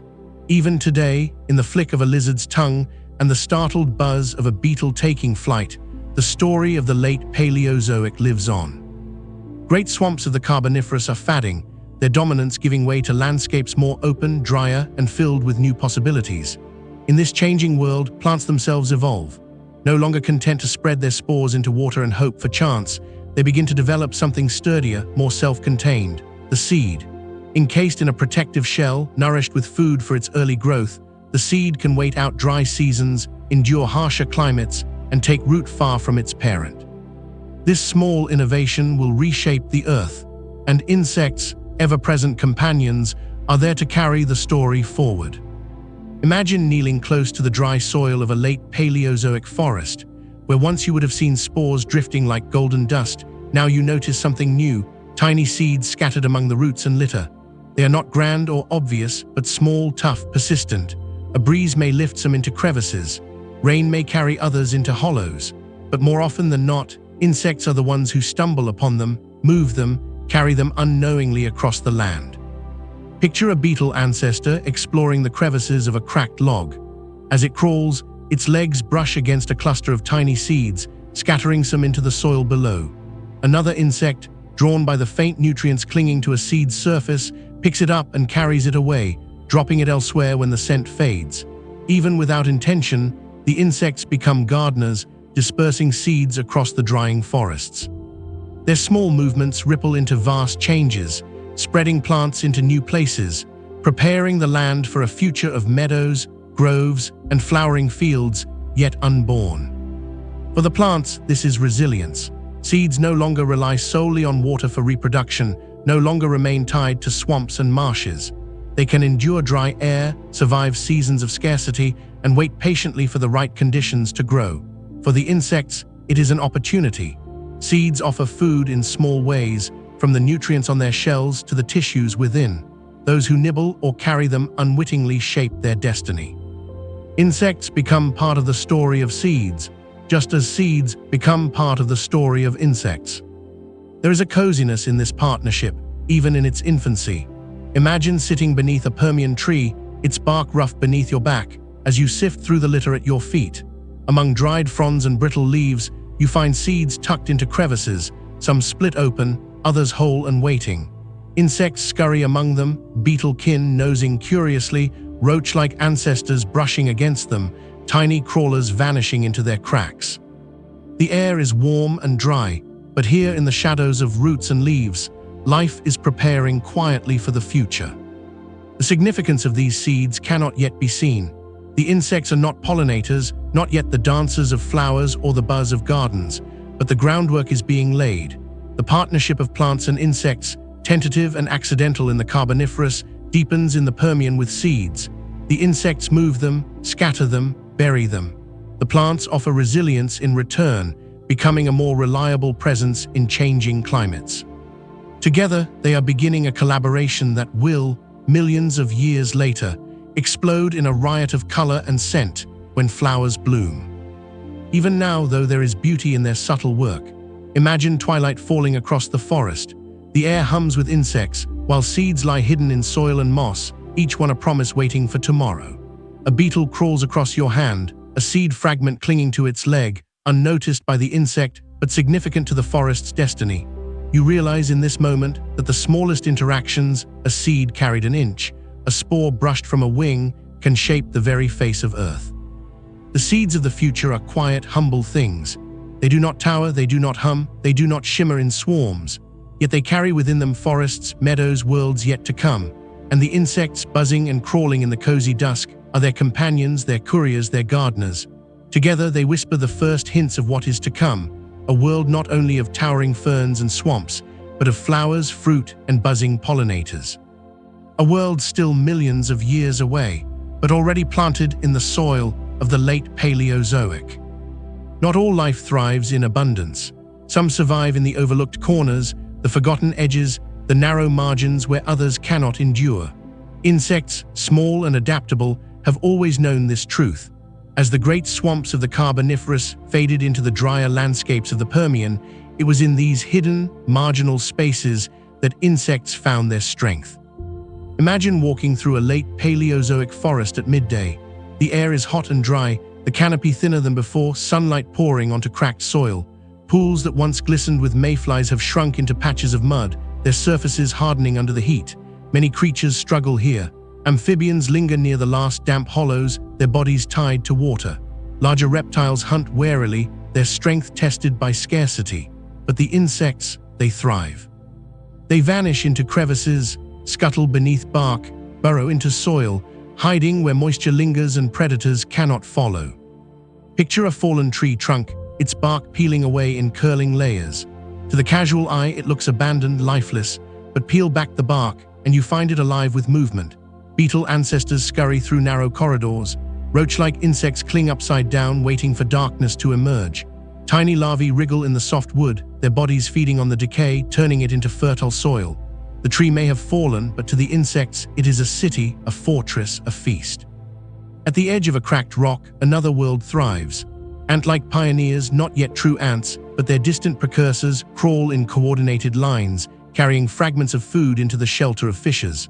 The crack is narrow, invisible from a distance, but within it lies safety, a pocket of moisture, shade from the sun, protection from hungry jaws. The margins are harsh to others, but for insects they are havens. There is coziness in this survival, a comfort in knowing that the smallest spaces can sustain entire universes. Imagine lying on your stomach, your face close to the soil, watching insects disappear into holes no wider than a grain of rice. To you, they are insignificant. To them, each crevice is a gateway, each hidden chamber a home. Their lives play out in miniature, but their persistence echoes across the forest. These margins are more than shelter. They are laboratories of adaptation. Insects that burrow learn new ways of tunneling, shaping their bodies into efficient diggers. Those that cling to bark refine their claws and legs, able to hold fast even on rough or shifting surfaces. Those that scuttle in the soil sharpen their senses, detecting faint vibrations and chemical signals in the dark. Each adjustment prepares them for a harsher world, shaping them into survivors that will endure even the greatest challenges the Earth has yet to unleash. Imagine twilight falling over the forest. The air cools, the sun dips low, and creatures larger than insects retreat into shadows. But from every margin, every crevice, every crack, insects emerge. They pour from beneath bark, they rise from soil, they crawl from mossy hollows.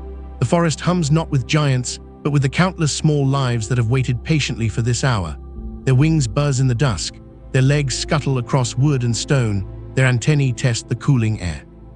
The margins that hid them by day now release them into the night, and the forest becomes alive with their quiet triumph.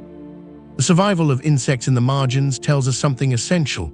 Strength is not only found in size or dominance, but in adaptability, in persistence, in the willingness to live where others cannot. The cracks in bark, the fissures in stone, the shadows beneath roots, these are the places where life endures when the world grows harsh. And in these places, insects perfect their resilience, ensuring their story will continue long after others fade. There is coziness in the thought that life, even in its smallest forms, finds comfort in the overlooked. The insects of the late Paleozoic remind us that no space is too small, no margin too narrow, for life to make a home. They hum quietly in the cracks of the earth, whispering a lesson that has carried them across millions of years. Survive not by conquering the world, but by finding the places it leaves behind and making them your own. The Paleozoic draws toward its end. The lush coal forests shrink, the swamps dry, and the air that once swelled with abundance begins to thin. Giants fade, landscapes shift, and new rulers of the land prepare to rise. Yet amid all these changes, the insects remain not as fleeting guests of the Carboniferous, but as permanent citizens of Earth. Their story, begun in the shadows of moss and the shimmer of twilight swarms, is far from over. It is only the beginning. Imagine the echoes of wings, carried across millions of years. The faint buzz of a mayfly in the Carboniferous dusk is the ancestor of the dragonflies that still hover over ponds today. The scuttle of a roach-like ancestor beneath bark is the prelude to the cockroaches that persist in every corner of the modern world. The beetle kin, small and armored, are the seed of a lineage that will one day become the most diverse order of animals on Earth. Every flutter, every crawl, every hum of this ancient age whispers forward into the ages that follow. The Permian will bring hardship, the greatest extinction the world has ever known. Yet insects, with their adaptability and persistence, will survive. They will see the rise of reptiles, the age of dinosaurs, the bloom of flowers, the hum of bees, the flutter of butterflies. They will see mammals rise, humans emerge, and even now they will still hum, still buzz, still carry their ancient legacy into gardens, forests, and skis across the world.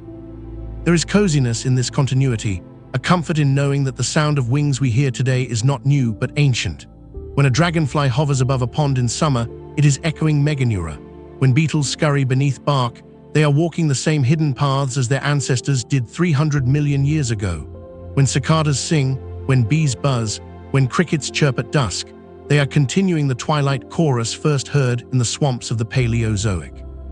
The insects we live alongside are not strangers, but echoes, companions carried across time. Imagine sitting on a quiet summer evening, the hum of insects surrounding you. The air is warm, the light golden, the chorus steady and soothing. Close your eyes and the boundaries of time blur. The forest around you becomes older, the hum deeper, the swampy air thicker. The insects around you are not just modern companions, but ancient survivors, their lineage unbroken, their presence eternal.